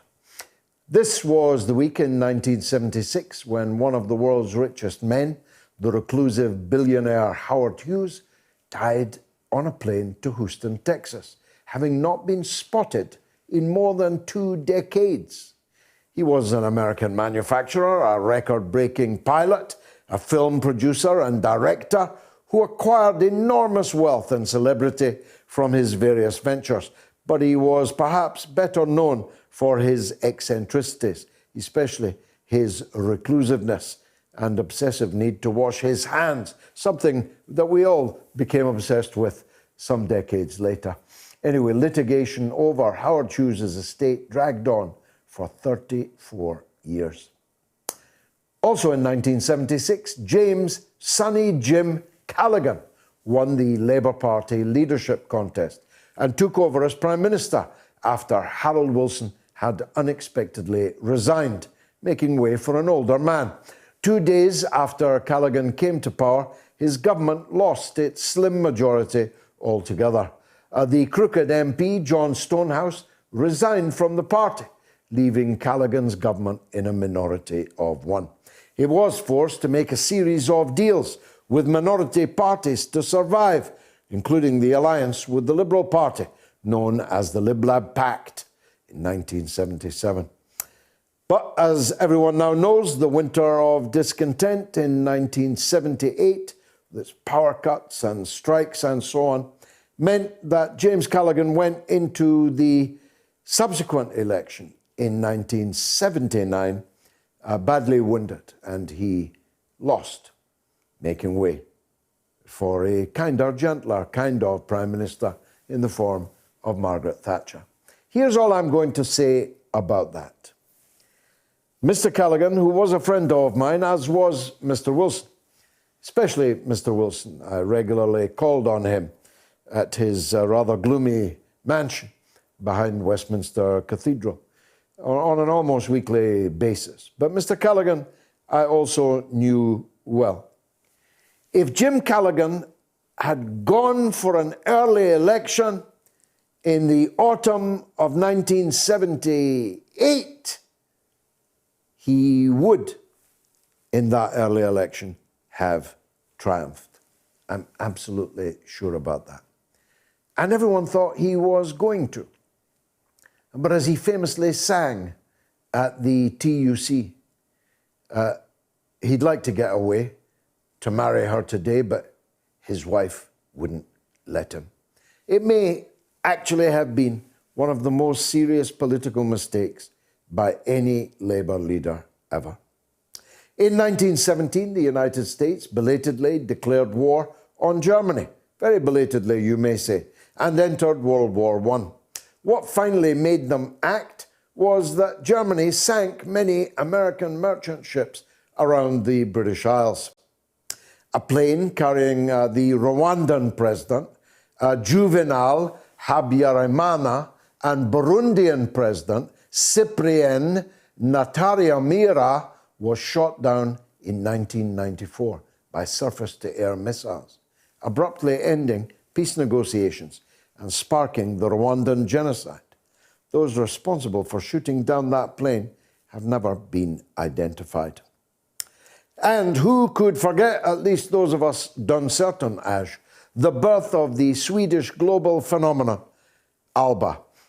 It was in 1974 that they won the Eurovision Song Contest in Brighton with Waterloo. A lot of stations getting mixed up there. It was just the first in a slew of international hits. This week, April 7th in 1969, is the Internet's symbolic birth date. I thought Al Gore was the father of the Internet. Anyway, that date was marked by the publication of the document RFC, containing research proposals and methodologies applicable to Internet technology. Kurt Cobain, the lead singer of the massively successful Seattle grunge rock band Nirvana, shot himself in his home in 1994. Nirvana's drummer, Dave Grohl, went on to form and front the effing Foo Fighters. And if you said that in a tweet, you'd get expelled from the Labour Party. A few years earlier, in 1986, the residents of the Californian seaside town of Carmel overwhelmingly voted for actor Clint Eastwood as their mayor. He may or may not have promised them the sixth shot of a Colt pistol Magnum. Anyway, what prompted him to run was an extraordinary amount of grief he got over plans to erect office buildings on property he owned within the city. Eastwood was so aggrieved, he sued the council and won an out-of-court settlement. Carmel, with just 4,500 residents on 1 square mile of land, had long been inoculated against any kind of radical development. There weren't even street signs. A 1929 zoning law, which was still in effect, even banned ice cream cones from being sold. Well, that's bound to make Clint Eastwood furious. In fact, as one of his first actions in office, Eastwood shot the planning board. Okay, he told them to get shot and removed them because they had vetoed his attempt to repeal the ice cream ban. From then on, the people could slurp ice cream cones noisily in the nameless streets.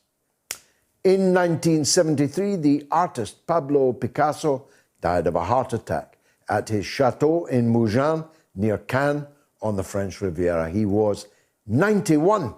He had lived in seclusion for some years and was reported to have suffered from influenza during the winter, but continued to paint. In a rare interview, Picasso said, "I am a communist and my painting is communist painting. But if I were a shoemaker, royalist or communist or anything else, I would not necessarily hammer my shoes in a special way to show my politics." When Picasso died, he left behind more than 45,000 works. Probably his most famous painting, Guernica, is exhibited in the Museo Reina Sofia in Madrid, where I visited about a year ago. John Major became Prime Minister in 1992 with the Conservative Party victory. My goodness, how time has flown. He wasn't actually a bad fella, John Major, as a person, I mean. In fact, of all the prime ministers I ever knew, he'd be the nicest as a human being. He was a catastrophic prime minister in every other respect. And of course, Tony Blair swept him away in 1997. Not that he's kept quiet ever since. He's always ready to pipe up, as indeed is Tony Blair. In 2003, under Tony Blair's Labour premiership, the city of Baghdad fell, ending the invasion of Iraq. Widespread chaos and looting began. As I told Mr. Blair, the fall of Baghdad will not be the beginning of the end, but merely the end of the beginning.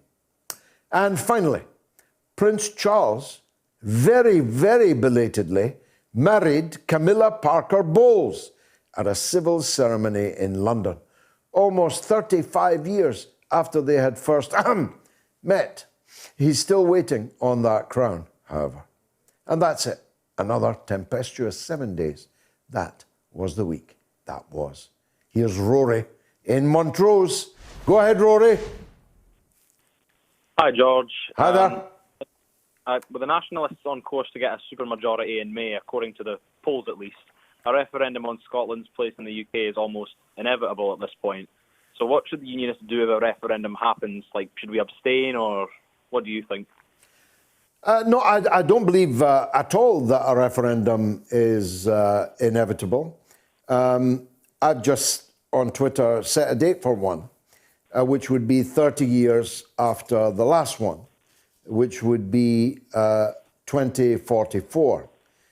I don't know if I'll still be around in order to participate in it, but it would be at least the fulfillment of the pledge by the SNP that it was a once-in-a-generation referendum. A generation is 30 years. Maybe you could make it 25. And so maybe you could make it, 2040. But we can't have another referendum unless there is a Clarity Act in place, which lays down the conditions under which, within which, any part of the state may seek to secede from the country, from the state. You can't have this haphazard toss-up for the question, toss-up for the date, toss-up for the franchise. You can't have any of these things. You would have to have certain rules, one of which is that all Scottish-born electors within the United Kingdom must have the right to vote on it. As I've said many times before, you can't have the situation where the captain of the Scotland football team doesn't have a vote on whether or not he's to become stateless because he lives and works in Liverpool. So that would be my first condition. The second condition is that these kind of referenda could only take place once in a generation, once in 25 or 30 years. The third would be that 50% plus one of the electorate would have to vote for the separatism proposal in that referendum. The question would have to be, do you wish to leave the United Kingdom or remain in the United Kingdom? Unlike this foolish yes-no dichotomy last time. And lastly, and the SNP are fond of these things, there would have to be a people's vote, a confirmatory vote, once a withdrawal agreement had been negotiated with the British government in London. In other words, so once everybody knew the exact consequences of that separatism, they would have to vote again. Rory, you. Well, I thought we should all just abstain if hypothetically, one was called in the next 2 years. But that like couldn't happen, Rory. That couldn't happen unless Boris Johnson agreed to it, unless he made a Section 30 order. That is true, but... you mean, are you talking about an illegal? Are you talking about an illegal referendum? Yeah, sorry, that's what I meant, an illegal one. Oh, no, that will have to be actively boycotted. Actively boycotted in every way, including judicially. The civil service would have to be forbidden to participate in it. Ditto local government officials. No local government property could be used. And we would be actively boycotting it. And every vote that wasn't cast would be claimed by us as a vote for us who wish to remain in the United Kingdom. There would be very severe and serious consequences if an act of illegality like that were attempted, Rory. Yeah, okay, well, thanks for that, George. Also, congrats on your poll victory as you're likely to be taking a seat in May. Thank you. Long way to go. Thanks for that, though, Rory. Cornelius is in Swansea. Go ahead, Cornelius. Evening, George. How are you? I'm good. What I'd like to say is regarding Keir Starmer and his performance with the Labour Party since we. Do you agree with? Did you agree with John McTernan? A plus? Sorry? Did you agree with John McTernan? A plus? No, I honestly think that what saddens me is people like Caroline Flint that lost her seat in relation to the policies of the opposition front bench regarding Brexit. And I strongly think that people like myself will never vote Labour again because of the way they treated the democracy vote of leaving the EU. Well, I agree with that entirely. More importantly, I agreed with that at the time, in real time, and told them on a daily basis that they were heading to complete disaster. And they would alienate, particularly the working class part of their own electoral base for decades, if not forever, Cornelius. I tend to agree. I tend to agree with you. But they didn't listen. They didn't listen. No, they didn't listen. And I remember watching Caroline Flint having some fierce debates across the floor of the House against Anna Soubry. Anna Soubry wanted to remain in the EU. Caroline Flint, although she voted to remain, had a constituency of leaving, and yet her approach was trying to deliver Brexit. And yet she lost her seat because of people like Keir Starmer and the approach of the opposition front bench doing everything they could to try and stop Brexit. Well, that's all of that is true and fair, but who gave Keir Starmer his job? Well, you got me there. I don't know. Jeremy Corbyn. And, well, yeah, and when he resigned from it, who gave him his job back again? Jeremy Corbyn. Well, yeah, that's true. But I mean, I remember Jeremy Corbyn, for instance, saying he was on the fence regarding which way we would go regarding Brexit.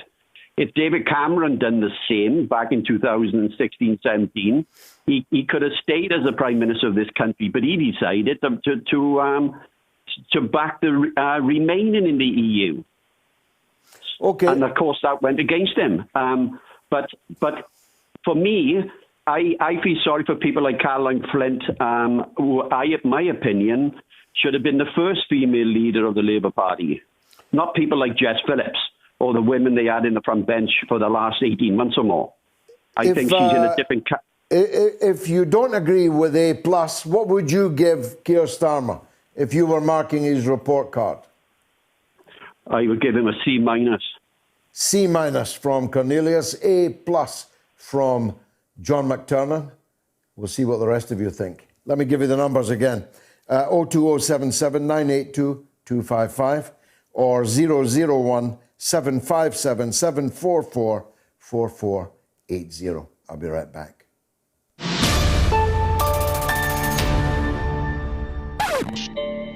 Call me. Come and have a go. If you think you're hard enough, don't bring up a false name. Come on air. Call me and let's have this matter out. Let's get ready to rumble! How have you got the nerve to tell people to Brexit if you're not telling them the repercussions? That's 2016's argument, Michael. I'm no longer arguing with you about the merits of Brexit. I'm arguing with you about democracy, about the right of the majority to have their decision, their vote implemented. This match will get red hot. Not have a referendum. Let them have a referendum. Let them sort it out amongst themselves. I want a referendum. Robert, I want a referendum. Let me put that in capital letters. If you think this year of 2020, which is shaping up already to be an annus miserabilis for the SNP, if you think this is your year, go ahead. Come on. Let's have it out. It's on. But no, George, it's not as simple as that, right? Have you seen the documentary about Cambridge Analytica and the people who work there? Have you looked at the I know nothing about impact? them. I'm not interested in them. Precisely. But I'm not interested in them, Bruce, because it's all a red herring, just like Russiagate was a red herring. You're up. Do you only want to hear voices that agree with you? Because if you do, you're not clever enough to be at this open university of the airwaves. In fact, you need to go back to remedial and learn something about what democracy and freedom of speech actually mean. George Galloway, and the mother of all talk shows. Join us at the College of Knowledge, where there are no tuition fees. Well, there's so much social media comment, I won't get through 1/50th of it, so forgive me on that. But Craig says it's absolutely unbelievable that the polls are suggesting an independence supermajority in Scotland. Really disappointed in our people right now. Well, Craig, there's no such thing as an independence supermajority, first of all. You cannot become independent except legally through a binding referendum, which the British government will not grant on the basis that it isn't the generation of a domestic rabbit ago that we had one, and that it decisively was won by those who wish to remain in the United Kingdom. Secondly, the poll to which you refer gives the SNP a majority of 1. Now, it's true that probably Alex Salmond and any he brings with him could be counted as supporters of Nicola Sturgeon if she was to go for let's call it an illegal route to independence. I don't believe myself that she would do so, or that a considerable part of her parliamentary group would do so. So it's otiose whether Alex Salmond would support such a course of action, because I don't believe that she would embark on such a course of action. It's equally true that, bizarrely, more people in the poll today seem to intend to vote for the SNP's gardening section, otherwise known as the Green Party, than did last time. I personally don't believe that. Don't mistake or confuse an opinion poll, particularly a panel-based one, where it's a panel of people who are paid to register their opinions. It's not a man on a clipboard stopping people in the street or even phoning people randomly in their homes. It's a panel-based poll. Don't confuse that with the election itself. In any case, as Mr. Wilson famously said, a week is a long time in Parliament. And there are 4 very long weeks and 4 days more still to go before the poll. Let's go to Alistair in Maryhill. Go ahead, Alistair. Hi, George. Good Hi. to speak to you for the first time. Okay, welcome. I was going to make a comment, possibly on a couple of things.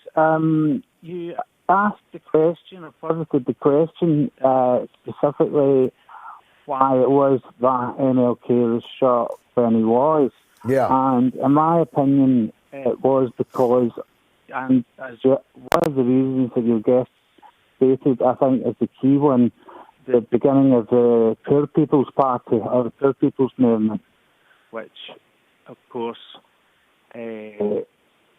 crossed a line with the ruling elites in terms of threatening their holding of the majority of wealth in the country, and was essentially a socialist programme. Would you agree that that was... I wouldn't agree that it was socialist, but I certainly agree that it was radical. It was the moving up a gear on class politics. It was accepting the identity alone, the identity of skin colour and race alone was not sufficient as an explanation for the lot of the poor masses in America. That there had to be other additional explanations, one of which was class, the other of which, in the context of King, was the vast expenditure on weapons and war, impoverishing the people at home, the poorest people at home, enriching the richest people at home, and sending the sons of the poorest people at home to go and die in foreign fields. I do think it was the confluence of these three rivers, race, class, empire, that tipped the balance in the American ruling class and made them decide that King had to be terminated. Go on, Alistair. Last point. He's gone. David is in Glasgow. Go ahead, David. Good evening, George. Good evening to you, sir. But I just want to say, I am, at this election, both votes Labour. However, the BBC, other broadcasters, yourself and the Alliance for Unity and other such parties who I support independence as a matter of principle. So you have Alba, Thomas Sheridan, Alex Salmond. Why are you, Mr. Alex Salmond, the former First Minister, etc., not given the same coverage as the mainstream parties, given your increase in the vote share for the regional list? Well, I think we will now. I think it's not tenable, arguably not legal, to keep Alex Salmond and me off the television, off the debates, even if they have to organise a separate debate. So let me issue a call, a challenge now, right here, to Alex Salmond. I challenge Alex Salmond to a head-to-head debate on independence, separatism, versus my plan for remaining within Britain and fighting for a new Britain. And I think that would be big box office, as John McTernan put it. I don't know why a broadcaster's not biting my hand off for that proposal. Maybe they will when I get off the air. But one thing is clear from today's polls.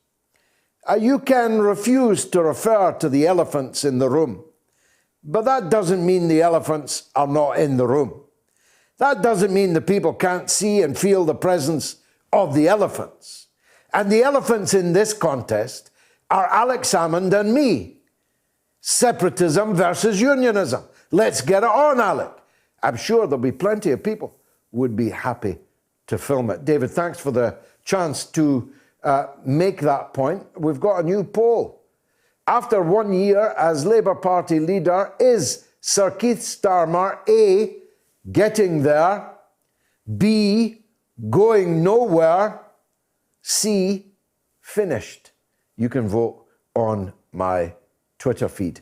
Now, after the break, our very own Moats medic, Dr. Ranjeet Brar, is on the mother of all talk shows. If you have a question about the virus, about vaccine passports, or anything regarding the pandemic, get your calls in now. And I mean now, because there will be an awful lot of callers in this next section. 02077 982 255 in the UK. In the US, 001 757 744 4480. The doctor will see you not quite now, but pretty soon after the news with Jamie Lowe. The mother of all talk shows. The only education you can get for free. Radio Sputnik. We speak your language. Find us at SputnikNews.com.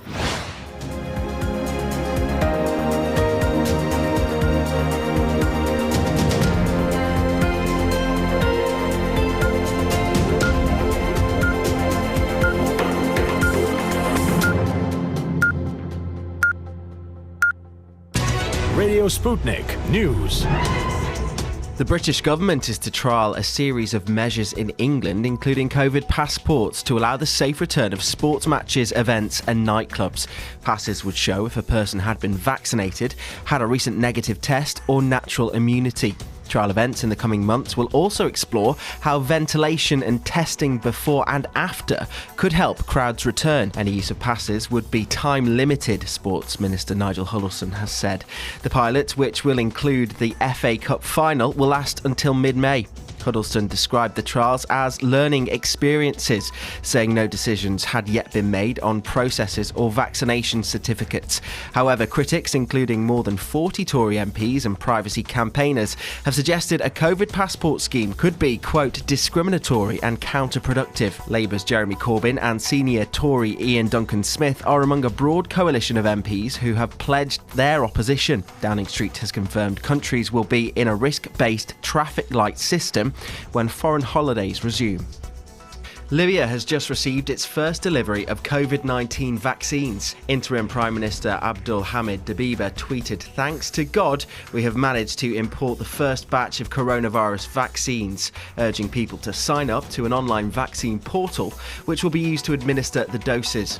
The Libyan Health Ministry says 100,000 doses of the Russian-made Sputnik V vaccine are now in Tripoli. Libya has suffered political and economic chaos since the overthrow of Colonel Muammar Gaddafi in 2011, and its crumbling health system has struggled to cope in the pandemic.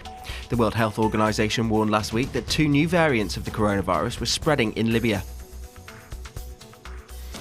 France has entered its third national lockdown as it battles a surge in cases of COVID-19 that threatens to overwhelm the country's hospitals. All schools and non-essential shops will shut for 4 weeks, and a curfew will be in place from 7 p.m. to 6 a.m.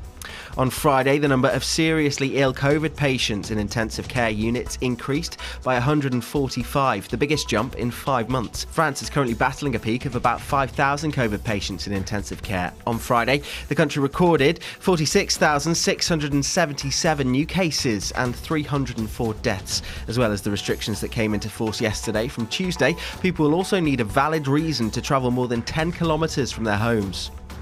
Police have swarmed a park in Edinburgh after a vicious fight broke out during a huge party. Officers have condemned the disorder and chaos that erupted after thousands descended on the meadows as the city enjoyed warm weather and the stay-at-home order came to an end. One local man said Glastonbury had hit the meadows. Footage shared on social media showed groups of young men allegedly fighting each other.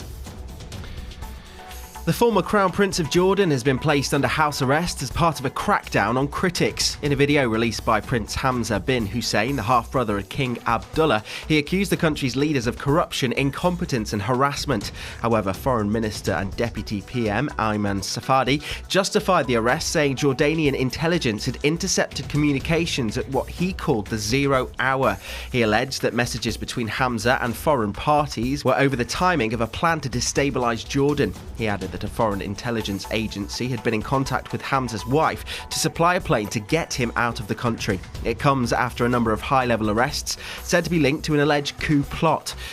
The move to put the prince under arrest came after a visit by him to tribal leaders, where he is said to have garnered some support. Hamza has denied any wrongdoing and says he was not part of any conspiracy. A state of emergency has been declared in Florida after a leak from a large pond of toxic wastewater in Tampa Bay. More than 300 homes in the area have been ordered to evacuate, and a motorway near the Piney Point Reservoir has been closed off. Residents were sent a text alert telling them to leave home immediately. Officials say the 77-acre reservoir holds millions of gallons of water containing phosphorus and nitrogen from an old phosphate plant. Florida Governor Ron DeSantis declared the state of emergency yesterday. There are concerns the water could flood the area, which is mostly agricultural. The rapper DMX is on life support at a hospital in White Plains, New York. He suffered a heart attack on Friday at his home in White Plains and was taken via ambulance to a local hospital, where he remains on a ventilator. And finally, he's thousands of miles from home, where he used to enjoy a quiet life away from humans in the Arctic. But after straying unusually far south into Tenby, Pembrokeshire, Wally the walrus has become a tourist attraction for visitors over Easter. Now authorities are asking them to leave Wally in peace after reports of jet skiers, surfers and paddleboarders disturbing him by getting too close. Conservation groups have urged people to enjoy him from a distance. They've been keeping a close eye on the mammal, who has been nicknamed Wally ever since he was first spotted from the Welsh cliffs. He is believed to have arrived from the Arctic on an ice floe and was initially seen off County Kerry earlier this month before he ended up on the Welsh coast. In a statement, statement, authorities warned the public to leave Whalley alone as the sunshine draws crowds to the area.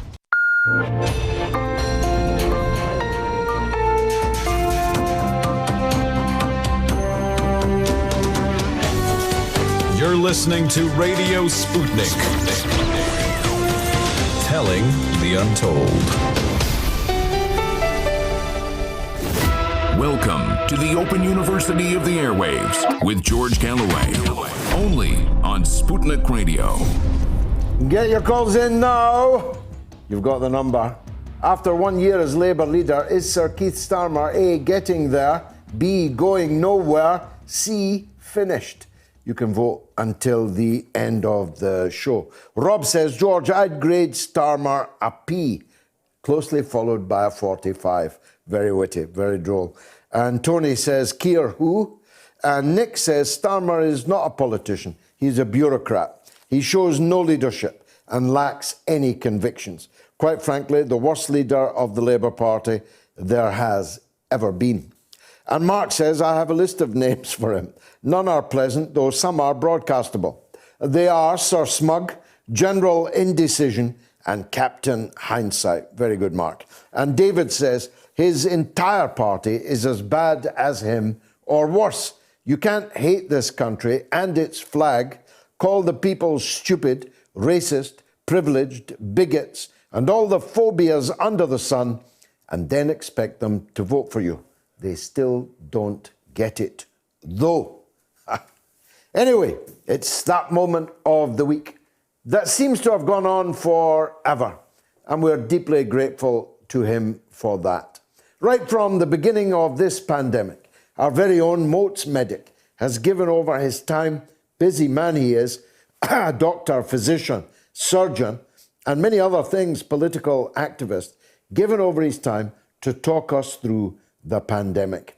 He is, of course, Dr. Ranjeet Brar, and he joins us now. Doctor, welcome back. We must count up sometime how many conversations we've had on air on this subject. But let me begin with asking, is it the case that in terms of deaths, in terms of people in intensive care, in terms of people in hospital, that the epidemic is, for the moment at least, over? It has lost all of the wind that was in its sails, that was so deadly for us over the last year. Always difficult to give a George. Thanks so much for your kind introduction. Good to be back with you. Always difficult to give a totally, unequivocal answer. But if I was going to say in a word, I would say yes, George. We are seeing, at least, the beginning of the end. Because if we look at the number and constantly return to the data, and I think, the data can guide us through this better than any individual opinion. But if we look at the data, we see that cases are down to under 28,000 positive tests. And that, remember, is now in a context where we're performing 1.3 million tests a day. Every school child has a lateral flow test. Every hospital worker has a lateral flow test. We're all being asked to do those twice a week and to log our results in hospitals. And of course, there are 800,000 capacity PCR tests that can be done each day. So a massive amount of testing. And despite that massive amount of testing, some people thought that was leading to spuriously high numbers. It wasn't. It was, of course, finding more of the numbers, and therefore they weren't totally, the numbers in the second peak and the first peak weren't totally comparable, because there was different levels of testing. But what is quite clear is that their numbers are much, much lower. Deaths are going down week on week. They're halving again since last week, with 250 deaths, 253 deaths.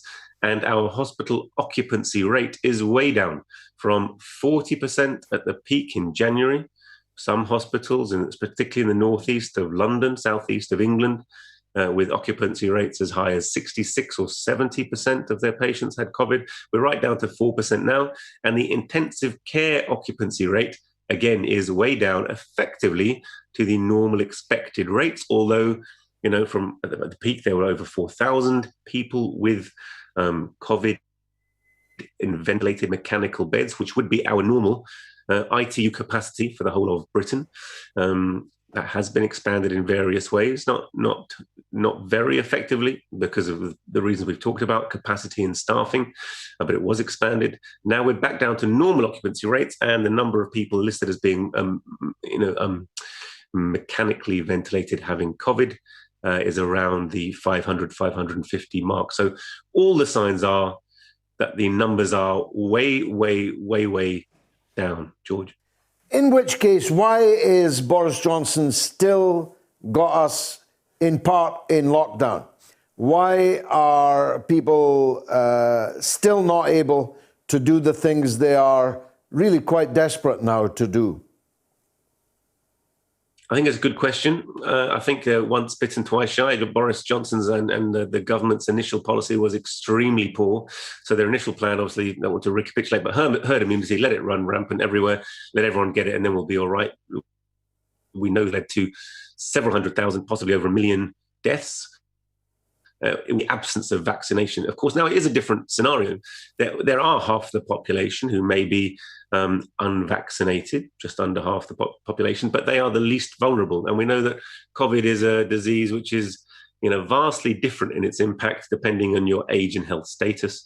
And so having vaccinated with at least one vaccine over half the population, having vaccinated all of the vulnerable group with at least one dose of vaccine, and we know that both of those vaccines with a single dose have at least 75% efficacy upon much larger trials than the initial trials through which they gained their authorization for use.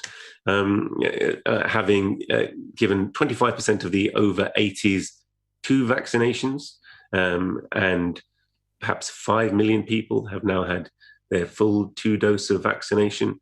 It is certainly getting to the point where, those parts of the population who are most susceptible to the worst effects of COVID are no longer vulnerable. It was always the contention of the COVID skeptics that this was no worse than the flu. They were wrong about that. But of course, if we protect those vulnerable groups in a way that we were never able to shield them, and the argument was always, we won't be able to shield these vulnerable groups if the virus is rampant within society, and that was true. But if we now have managed to protect them through vaccination, I think there's extremely strong arguments to say now is the time to be stopping those restrictions. I think having been so wrong, having proved so wrong, they're very keen, understandably to an extent, to have as in Boris's own world, to have a one-way passage out of this. And so they've set a timetable where we're gradually phasing out restrictions until June. Not totally unreasonable. I think there's still a degree of worry about variants, about whether you can still catch the coronavirus having had the vaccine or having had COVID. But I think, all the evidence is that once you have been vaccinated, you're protected. There will be issues, no doubt about it, about supply. That's becoming increasingly clear, particularly over the next month, as we are increasingly going to the, we delayed the vaccine interval, of course, from 3 weeks to 12 weeks. But now we've got to that point where still everyone's going to need to be vaccinated, or they're going to lose that window of having their second vaccine. And no one is sure what will happen there. There's certainly no evidence back up, and even longer delay. So that will mean there are supply issues as we try to expand the numbers. And there will be a degree of vaccine hesitancy amongst groups of people who feel that they don't need it, or they're extremely skeptical of the government's motivations and connections to big business and corruption, and therefore, really need careful persuasion, but are unlikely to get it precisely because that personal touch it can only come from a trusted authority such as the NHS. And the NHS and the Public Health England, of course, have been totally denuded of staff, reorganised, abolished in the case of Public Health England, huge amounts of money given to the private sector and not enough to the frontline NHS staff who could really persuade them effectively that this is in their best interest to be vaccinated, George. Well, of course, there's more than one way of persuading them. You could say coercing them. And that brings me to the vaccine passport issue, which has exercised a great many people on the libertarian right, people on the far left, people in Parliament, people in the Conservative Party in Parliament, maybe even in the Conservative government, who feel that this would be a civil liberties sacrifice too far. People like David Davis, who are traditional civil libertarians and so on, fighters for civil liberties, against ID cards and so on. Where do you think that argument currently now stands? Yeah, so I think, on the one hand, there's the health issue. On the other hand, there's the, a political and civil liberties issue, and the two are interconnected but not overlapping. As you say, people on the far right and far left can have, it's the same views, diametrically opposing views on this. I've seen people come from all aspects of this spectrum or parts of the political spectrum having, being split essentially on this down the middle. Personally, I feel that so on the medical side, widespread vaccination will be our best tool to get past this pandemic. That is very clear to me. It's clear to me that what we need then to do is secure adequate supplies. I really think that the Sputnik vaccine should be licensed, and we should seek it. It's one of the best vaccines, and we need to add it to our arsenal. But I do think we will have enough vaccine. We will be able to vaccinate our population. The number of people who won't want it currently stand at less than 15%, as far as I can work out. They should be persuaded rather than coerced. Now, vaccine passport means a different thing to different people. If you mean vaccine passport just to travel abroad, and many people are talking about it in that context, well, I think that's almost inevitable, and that won't be just decided by a single country. It'll be decided by a network of countries. Of course, whilst we're doing relatively well with vaccination, and that's driving down our rates. In Europe right now, they are having a massive third wave. France has leapfrogged over Russia. France, a much smaller population size, but now has had more cases and getting towards 100,000 deaths as well in France. France, Italy, Germany, Poland in particular, having very, very difficult time. So all of these countries will have their own impositions, and whereas flights are between international borders, there won't be any single country which is able to impose its own view. And I do think it's highly likely that for travel, at some point, some element of certification that you are immune will be brought in various ways. You can see that happening, I think. Well, the figures in the polls on the vaccine passport are quite striking.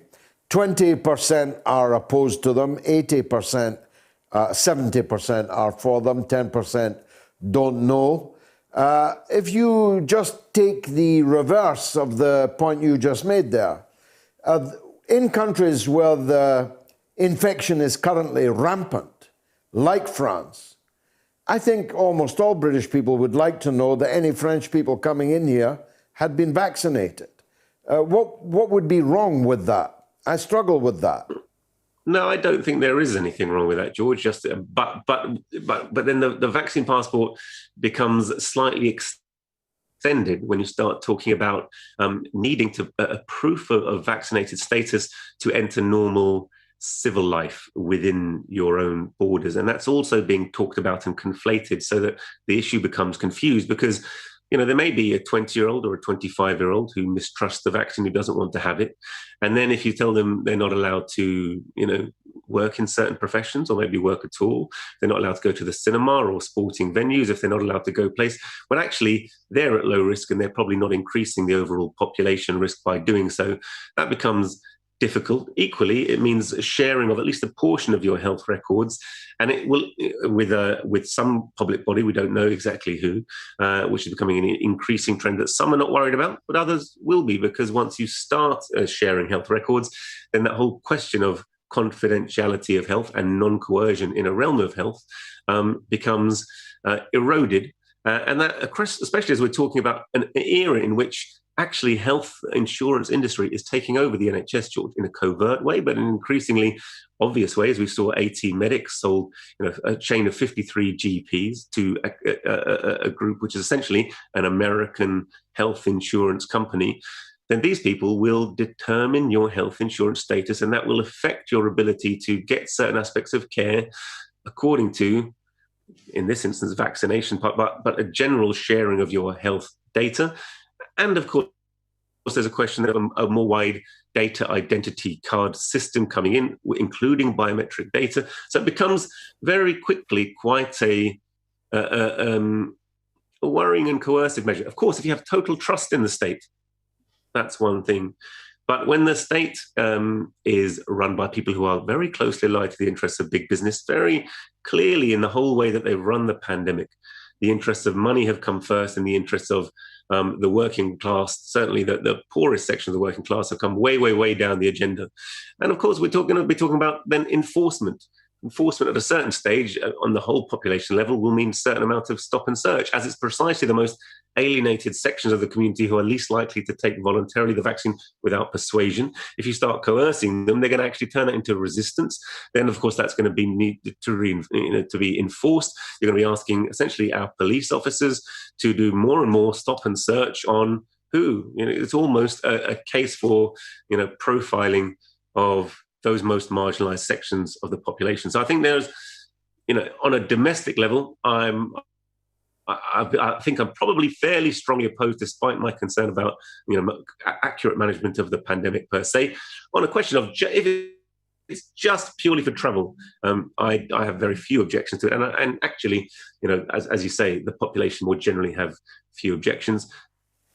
But it's a dangerous area where a lot can be smuggled in on the back of what seems like a measure to protect our health, George. Let's take some calls, Doctor. Tom is in Pontypool. Go ahead, Tom. Good evening, George. Good evening, Ranjeet. It's lovely to be on your show. So I've never called a radio show in my life before. We talk about being potentially at the beginning of the end of the pandemic, hopefully, but in terms of the societal impact on mental health and how people view each other, I don't think we're even really at the beginning of that.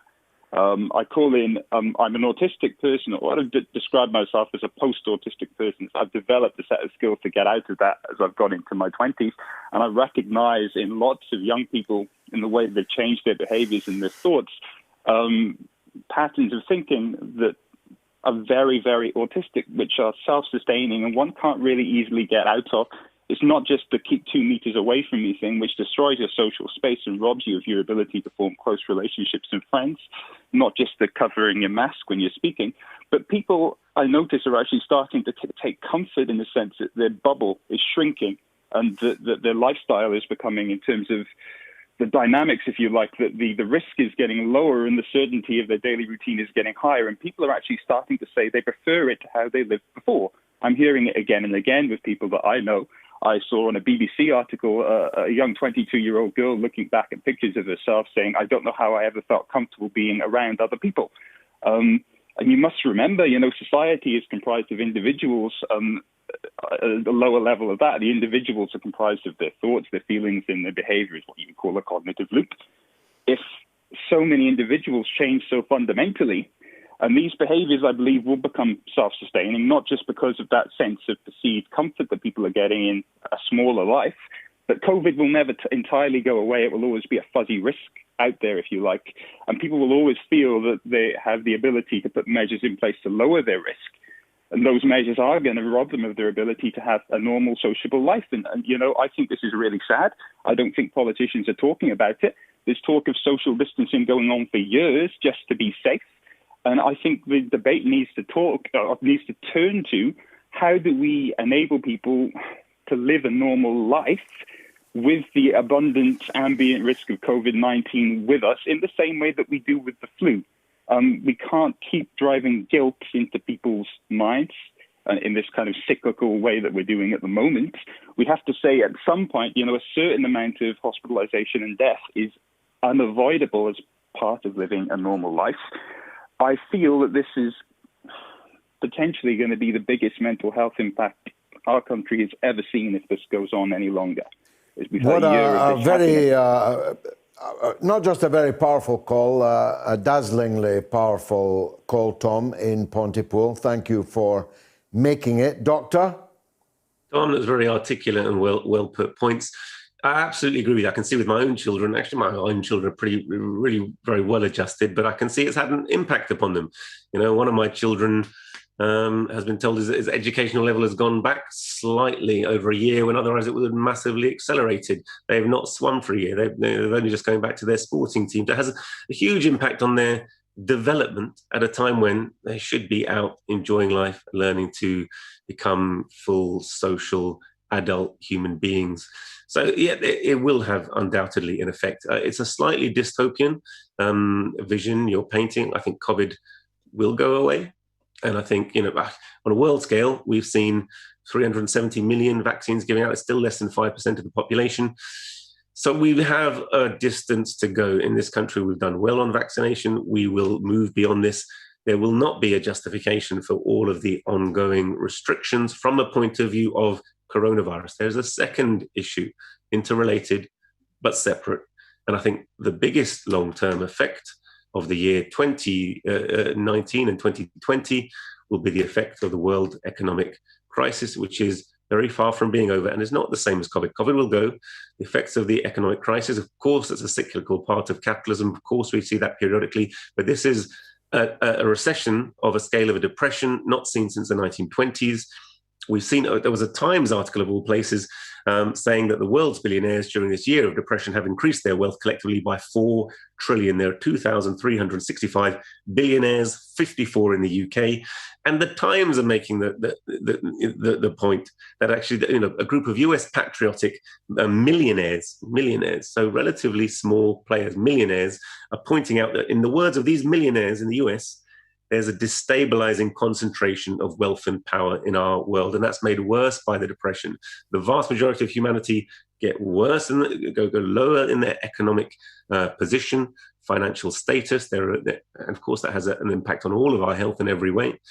A tiny elite concentrate the wealth ever more in fewer and fewer hands, and we've got a handful of people who own more than half the world's population. So this situation, and actually the Times is calling for a corona tax, a wealth tax.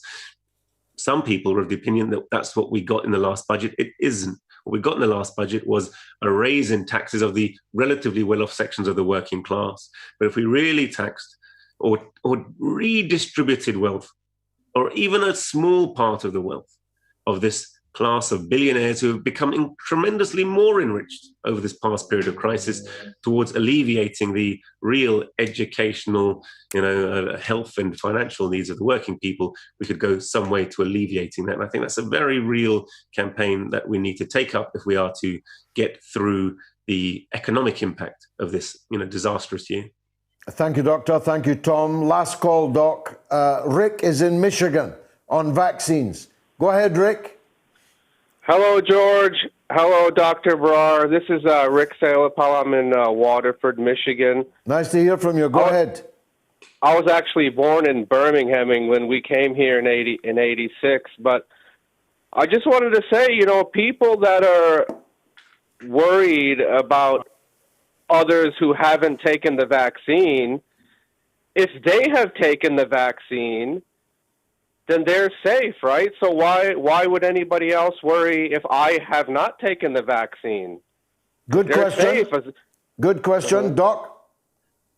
I think that is essentially true. So I think, other countries will be wanting to know that you're not bringing the vaccine and it's more reliable than testing. So I understand that. But yes, from a societal level, once the vulnerable and the elderly have essentially been made safe, so this is shielding them from the vaccine, yes, they are safe. And I don't think that actually a vaccine passport for civil life or returning to normal activities within the country will have any appreciable effect on the increased uptake of the vaccine, therefore actually won't help the management of the pandemic. But I think it will significantly marginalize and compound, the situation economically and in terms of the civil liberties, the rights of a whole section of the population who may, for understandable and reasonable reasons, have concerns about taking the vaccine. Though I personally would encourage them to do so, as it's overwhelmingly safe and a way forward for them. Last word to you, Rick. Yeah, no, I was just going to say, when I watched your Senate video, how you roasted them, that was excellent back in the day. I just love that video. They couldn't inoculate themselves against me. No.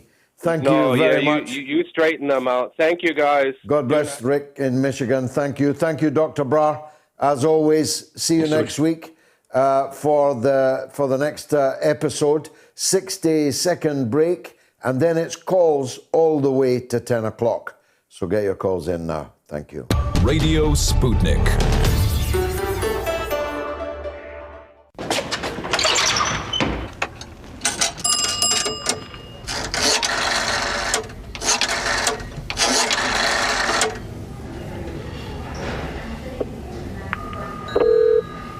Let's take a call. Go ahead, Kenny. Hi, George. Yeah, I just want to talk about the trans issue that you were speaking about earlier. I've got a book in front of me by Douglas Murray, and he's got a paragraph here. I'd just like to read it, if that's okay. Oh, yeah, go ahead. Okay.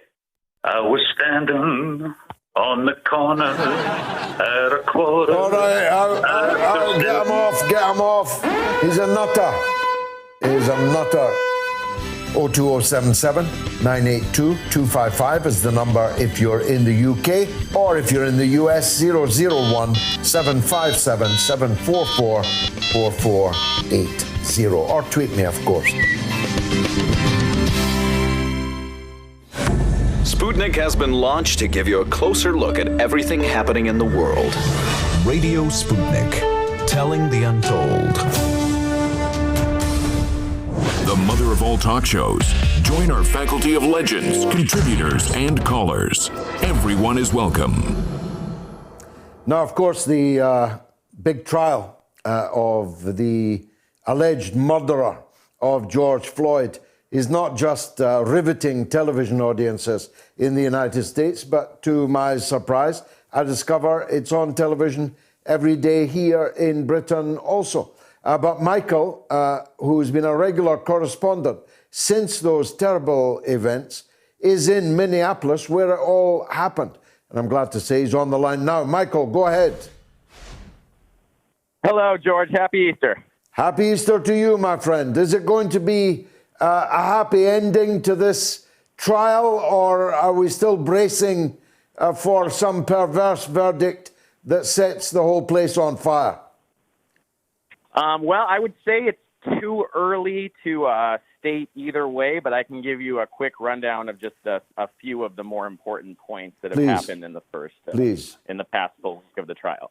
So the defense is trying to what they're mounting is they're sort of claiming that there was a lot of commotion and even the idea that there was potentially danger from the crowd as George Floyd was resisting. So they're going to try to play up essentially that, because of the crowd, they couldn't treat George Floyd with any sort of, they had to take care of the crowd. They didn't have the ability to take care of Floyd. And that became sort of a common theme that the defense has put through in the last week. They also had George Floyd's girlfriend on the stand, and she talked about movingly about both of their struggles with opioid addiction and how they had, sort of been off and on being clean. A friend of George Floyd actually invoked the Fifth Amendment, and he refused to talk about what he and George had done earlier that day because, I presume the idea, he said he doesn't want to give the prosecution any ammunition by stating that they had been getting high. But so that's sort of the case from the defense perspective. I will say I'm very encouraged by what the prosecution has done. They're really going after it in an aggressive way. I mean, they showed, in painful detail, they showed every angle, all the footage they have. A lot of bystanders took footage, some of which the public has never seen, and just sort of showed it in excruciating detail over and over again, which was very hard, for the family. The representative of the family in court refused to even, look at the screen and was just sort of looking down and essentially trying not to cry. So that was very tragic. But I will say what's positive, if you're looking for the idea that maybe that we'll actually get a verdict that with some justice here, is that Lieutenant Richard Zimmerman, who is a 36-year veteran of the Minneapolis Police Department and the head of the homicide department. So he's as high up as you can go. And he said, unequivocally that it was totally unnecessary for Officer Chauvin to put his knee on George Floyd's neck at all during the arrest. And he said, putting him down to the ground face down, putting your knee on a neck for that amount of time is uncalled for. I saw no reason why the officers felt they were in danger. So that speaks to the defense case. He didn't have to go as far as saying that. So the defense is trying to say, the officers couldn't take care of George Floyd. They couldn't worry about his health because they had to deal with the crowd. The top man on their homicide unit, one of the most experienced officers they have, is saying the opposite. And under cross-examination, the defense attorney tried to get him to acknowledge that, sometimes the crowd can be an issue. And he said, sure, sometimes they can be. But he said in this specific case, he didn't see that they were. So, and when does this when is it slated to end, Michael? Well, that's George. In American trials, it's, the prosecution has a chance to make their case. The defense has a chance to make their case, and then we kind of go from there. So it's sort of unclear. It could be a few weeks, it could be months, depending on how much evidence they want to introduce. So that's a tough thing to predict, I would say. Well, thank you for the update, and do stay in touch with us because you're our man on the ground there. Thanks, Michael, in Minneapolis. Let's go to Kieran in Waterford in Ireland. Go ahead, Kieran. Hello, George. Hi. Good evening. Good evening. Listen, just very quickly, I was making a point when I first rang that, sorry, John, I can actually hear your office, the people in the background talking there over the phone. Could the people in the office not talk on the phone so Kieran cannot be interrupted? Go ahead, Kieran. Thanks, George. Listen, I said to the guy when I first rang, I said, when people tell the truth nowadays, I said they're called racist. It's the go-to place. You're racist. I'm a man for facts and for stats. And I was quoting to the guy when I first called. I saw these only the last few weeks. The most latest I could find was 2018 FBI stats for crime. 51% of all murders are done by black men between 16 and 35. That's a fact. All violent, I think it was 63 or 64% of all violent crime is done by black men between 16 and 35. This is the truth. I listen a lot to people like Thomas Sawyer, and Larry Elder is fantastic. He's brilliant. He's genuinely fantastic. Thomas Sawyer, the truth that he tells about the black culture, and he makes a valid point. And he says that the core root of black culture's problem in America is one single parent families. He said back in the 60s when the welfare system was introduced, in the black community, the rate of single mothers was something like 24%. Within 10 years, I think it was, of the Welfare Act coming in, it was 74 or 75%. And that is where it's all happening. Listen, I watch a lot of American TV, a lot of American news, independent commentators. And there's this thing in America that white people are horrible. All white people are racist. All men are misogynist. They're part of the patriarchy. And this anti-Asian hate crime. I was only just about 10 minutes ago, I was looking online on Larry Elder. And he does a show every Sunday for about 15 minutes, a little piece. 25% of all Asian hate crimes is committed by 25% of black people. Next is 24% of are white people, and jointly on 24% are other Asian people. These are the facts. I said to the guy on the phone, I said, listen, Coca-Cola in the last few weeks, and there's a few major companies that have done this, they have a training course to be less white, and they have bullet points, and one of them is be less white, another one is be less confident, another one is don't talk up if you think you have the answer, don't speak out, because it's white supremacy. And I'd love to see those talking points and authenticate them, Kieran. Well, if you watch Larry Elder this evening, just watch him on YouTube. He's a 15-minute show tonight. You're saying to me that Sunday. Coca-Cola has talking points in its staff meetings, telling people. No, it's not a staff meeting. It's a course that they've kind of in air quotes that they've kind of encouraged their staff members to take. This is the problem. No one knows. I mean, you should know this. Right, you're a really informed, educated man, but you don't know this because it hasn't really been covered. I know you're a stats man, but you mustn't just blizzard your way through this telephone call, jumping from one subject to the other and throwing out facts which you are not giving reference for. You may be right, you may be wrong, but you need to tell us, for example, what the authority is for your claim that 50% of murders in the United States are committed by black men. What's the authority for... Stats from 2018. FBI official stats from 2018. 2018. 50% of murders. 51% of murders. And 70, you said? No, I think it's 63 or 64, I think. Now, it could be higher. Of For all violent violent crime is done by black men. Listen, Okay. I know this sounds terrible. I know it sounds crazy. No, but it leads me on to ask you a question, because I'm trying to get where you're coming from. Yes.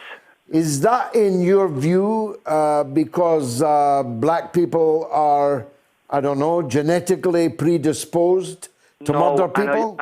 No, and I tell you, do you know what? Do you know what? I'm actually really offended that you went down that line. That's shameful. It's a question. It's a question. I'm asking you a question. It's a leading question. Sorry, if you've asked me a question, I'll answer it. It's a leading question. Yeah, go on, shameful. Answer it's it. disgraceful. Answer and it. if I just say, well, I will. No, it's not. And I said, well, look, you didn't listen to what I said at the start. The main cause. It was very difficult because you were racing from one side of the studio to the other. Speak more slowly. Speak more slowly, and tell me why it is. Well, I'm telling you why. Give me your theory. I said at the very start, the main cause of problems in the black community is the welfare program and single-parent families. So if there was no welfare... George, if I just say, listen, in Dublin, I'm originally from Dublin, and I remember... Kieran, this is a two-way conversation. So if there was no welfare, black people would be less likely, would they, to be violent? No, well, what would happen was... not violent. They would have more fathers in the home. I mean, if there was no welfare, there would have more fathers in the home. How'd you work that one out? Well, I've just told you the stats. Well, I'll tell you what you do. Instead of questioning me... There's no stats. I'm asking you a question. But I'm going to tell you. You've asked me a question. If there was no welfare, how would that mean that there were more fathers in the home? Because that's a non sequitur. It's not, because it encouraged, listen, let me tell you something, it encouraged, and this is not just black people, by the way, it's not black people. I was going to say to you, in Ireland, when the welfare, listen, I won't use the term that's used over here, and I presume it's used in England as well, but there are girls, I know them myself, I grew up with them, that they knew once, they didn't go out and try to get pregnant, but they knew once they got pregnant, they got welfare, they got money for the kids every month, they got a house. Now, I'm not saying people went out and done that purposely, but that's the net that was there. Listen, don't even listen to me. Tell you what you do. After your show tonight, go online and listen to Thomas Sawyer. He's a financial expert talking since the 50s about black culture and the chip they have on their shoulder. I'm taking... I wonder, why would black people have a chip on their shoulder? That's where I'm getting my facts from. No, right? Not from CNN or NBC. Kieran, why do you think black people might have a chip on their shoulder? Why? Because people like you and people like... Listen, let me tell you something. You said tonight, when I was waiting on... you were talking to that American guy, talking about that trial in America, and two things that jumped out to me when you said it. First thing was, and I'm paraphrasing here, so you can correct me, George. You said, what perverse verdict will come, and we hope to stop the rioting, that will make rioting in America. And then the American guy said, a few minutes later, he said, yeah, and we're looking for justice in this trial. And what he meant was, he meant justice. He meant justice, Mississippi justice in the 1920s when a black man went to court. He was guilty. He was guilty. And that's what we have in America now. And that's what we have in the world now. Listen, there was a black guy killed here wrongly. Listen, the police over here, he pulled his gun, he was dangerous, he had a knife in his hand. Ken, I forget, in Quanko, I think his name was. It's time marked on Twitter. Within about 90 minutes, there was a gang. You can see the video on YouTube. A gang of about 12 black men, and they were out looking for white people to beat. Kieran, listen. This is like hearing Our Lady swear, listening to an Irishman talking like this. I've got to tell you, the idea that a killing that we all watched on video, we saw it happening. There's no doubts about the facts.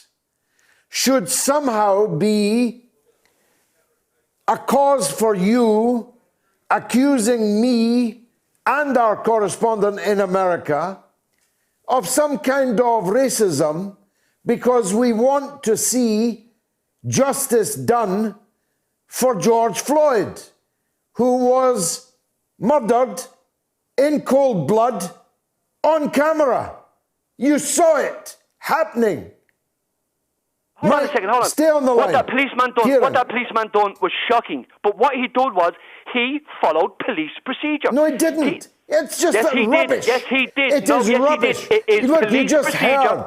You just heard that the head of homicide, a 36-year veteran of the Minneapolis police, gave evidence against him and said that his actions were and could not possibly be justified. You only listen to what you want to hear. Now stay on the line, because here's Mike in South Carolina on the same subject. Mike, go ahead. Yeah, George, I want to preface my statement here with an old axiom that says there's liars, there's damn liars, and then there's statisticians. and the idea of pulling all of these stats to prove this point is so ridiculous, especially in the United States of America, where institutional racism has been a staple of the American diet for 400 years. Now, the real problem with the problem of quoting crime statistics is that if you put all the police in the black area of a city, that's where the crime is going to come from, because that's where the police are, and that's where the arrests are going to be made. I mean, if you just looked at the differences in the amount of white people that are convicted of possessing marijuana, for instance, and the black people that are convicted, when in fact... Or I'll give you a better comparison. The number of white people convicted of having cocaine compared to the number of black people convicted of having marijuana. Absolutely. I mean, the whole idea of this justice system in America is on its head, and that's why all of these statistics can be made to look like there's something wrong. But if you look at the other idea of the welfare, that was all started back during the Ronald Reagan era when he was talking about people driving welfare queens. Yes, it was, and it's all wrong. In fact, the truth be known, America owes reparations to the black people in this country for the centuries of abuse that we have leveled upon them. Mike, stay on the line. Mike, stay on the line. Kieran in Waterford. Slaves, George. Go ahead, Kieran. George, what about the white slaves in America? Yeah, what about them? Well, what about the Irish slaves in America? We were the forced slaves in America. Irish people were forced, and I'll tell you this. That's why I find it so extraordinary that you deal with all this with such equanimity, as if you were a member of the master race of slave owners, when in fact Irish people were themselves slaves owned by the same people in the Caribbean and in the United States. So the answer to your question of what about the Irish slaves is that's exactly as despicable. I got to get reparation, George. Why not? Can I apply for reparation? Why not? Because it's a joke. Listen, were your people slaves? But I tell you, George, Kieran, I really appreciate the time you give me. I really have. Kieran, were your people slaves? Can I finish here? No, I'm asking you a question. Were your people slaves? When they got off the boat, there was plenty of English people to make them slaves, George. So yes, they were. But listen, look, let me just leave you with this, and leave the people with this, with my voice. All these don't mind what I say. Don't mind what the last American fella. Don't even mind what George Galloway says. Go online and listen to Thomas Sawyer, an honest, liberal, leftist, black man that's been speaking the truth about the black. Listen, do you know what? When you have feminists telling women that they're getting paid Why less do you keep because they're changing women, the subject? you are abusing women and you are abusing black people. Now we're on feminists telling women. Oh, Kieran, for God's sake. For goodness sake, man. Go to bed. Kieran, go to bed. You've had a good innings. Mike in South Carolina, thank you very much indeed. Unless you want to make a last comment. I would add one thing. What he's saying is very akin to what Chris Hedges said earlier, and that is just because Colin Powell and a few other people reach high positions and they're black people doesn't mean that they're actually supporting their own race. Even Oprah Winfrey and these people that make it in the society are not indicative of the race in general. It's just it's a one-off. It's You have black people who are willing to conform to what the society has been for all these years. Centuries. As long as it doesn't affect them. Mike, thanks very much for the call. Michael is in Sydney. It's early morning there. Michael, welcome. Yeah, hi, George. Actually, I got up late and we've changed times here in Sydney. But look, I'm just listening to this guy, Kieran. I only just got up. And look, I mean, I assume it's still Easter over there in England. No, in Ireland. He's in Ireland, in Waterford. Yeah. Well, I assume it's still England. So I'm sure it's still Easter over there. And the guy has any decency to run all this type of vile, racist garbage on what I assume is Easter Sunday. If he has any decency, I mean, like, the guy really has just lost it. I mean, like, I watched that video. There was depraved indifference. It was murder. It was outright murder. There were no two ways about it. It was cold-blooded murder in colour, on TV, on your phone, on your computer. What is there to argue about?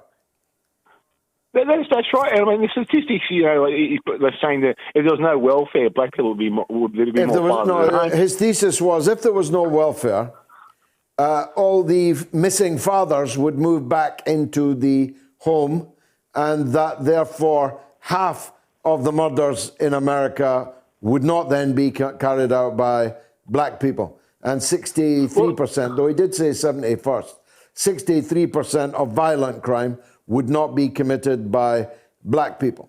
There are some people that think that they are statisticians, but in my experience, once close forensic attention is given to their statistics, they turn out to be moonshine, and I have a feeling that some of Kieran's will also. Michael, last word. Well, I think the guy really, I mean, he should go, George. He should go join the school, the same guy from Xinjiang who keeps writing about the statistics over there, because basically he's just pulling statistics out that basically have been fudged, they've been hedonically adjusted. I mean, 40% of people, as Homer Simpson says, no, you can prove anything with statistics, and that's all I'll say. Well said. Another Michael is in Washington State. He's furious. Go ahead, Michael. Yeah, that fellow, Sarah, I'll tell you, he sounds like a guy who got his hand in the cookie jar, grabbed a bunch of cookies, and ran out to his friends and said, yeah, I got away with it. He was all excited. This trial has got these guys who are maybe lean racist, they get them in panic mode. This is really changing. And if you look at the history of the United States, no offense to the Irish, they're good people, but a lot of cops in the United States are Irish, and this guy's Irish, I guess. He is. But let's look at the facts, Michael. The United States was invaded by white colonists from my country, principally, later joined by others. Its Native American population, people of color, were systematically exterminated. African people were taken in chains in the holds of ships as beasts to work in the fields as the property of their owners, who could do with them as they would. They could sexually abuse them. They could inherit the children of those slaves as their slaves. They could write these slaves in on their inventory in the way that one would write a sheep or a cow. They could sell their slaves and buy other slaves.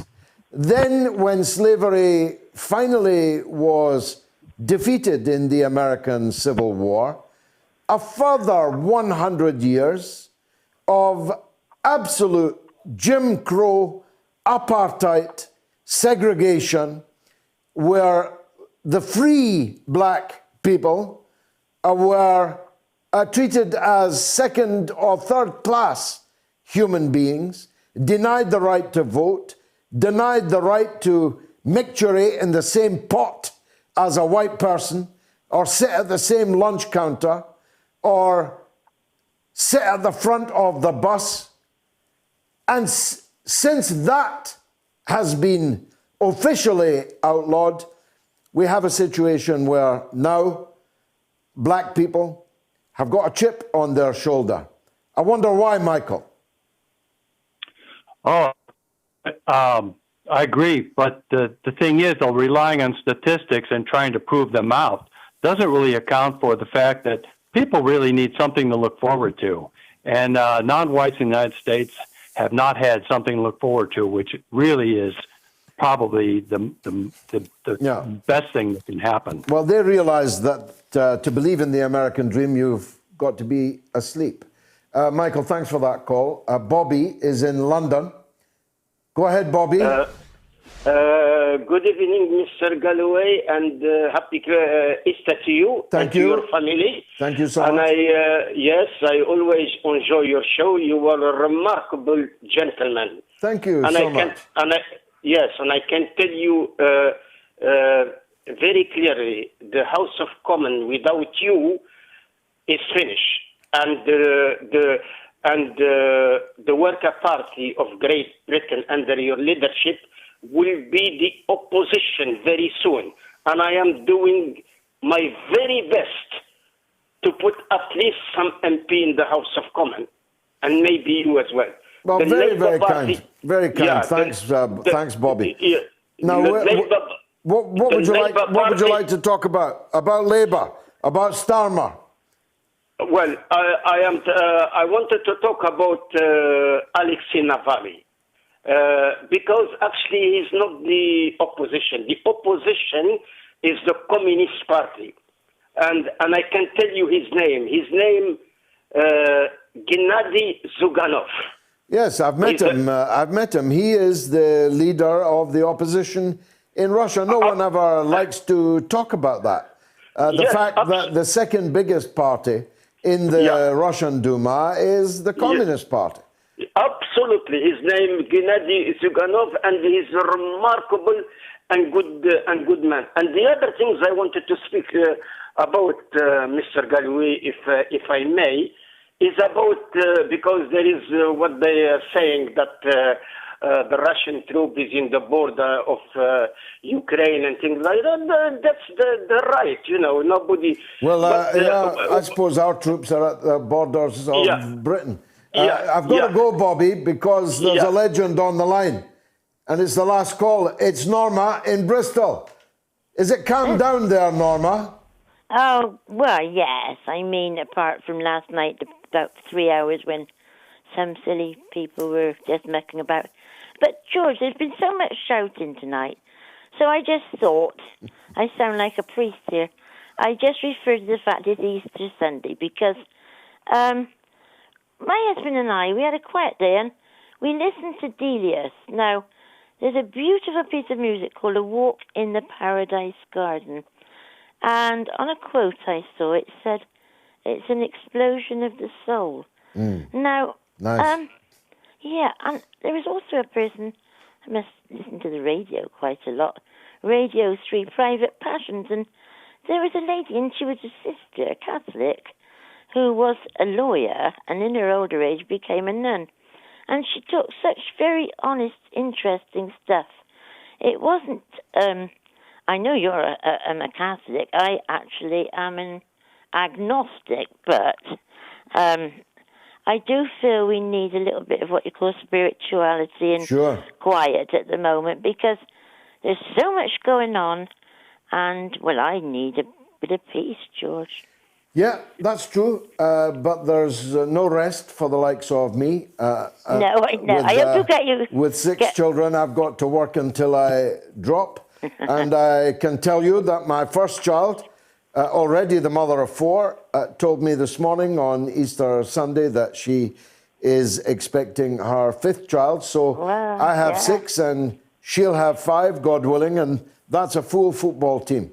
If they all go into politics, Norma, the establishment are in big trouble. George, I hope you get your... Spirituality is a very wonderful thing. Go on. Last word to you. I just do hope that you get your interview with the Scotland, that you get a public interview so they can hear you, because it's not right. No, thanks. That's very kind. It's only fair that everyone is heard in an election campaign. But thanks, Norma, for your kind words.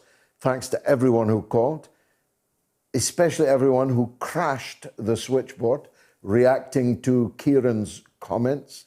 We were inundated with calls and the switchboard literally crashed. I hope that you've enjoyed the show, and if you have, come back next week at the same time, in the same place. Bring somebody else with you. Circulate our clips when you see them on social media. Share the show with your friends and colleagues. Because algorithm is always out there, even on Easter Sunday. I've been George Galloway.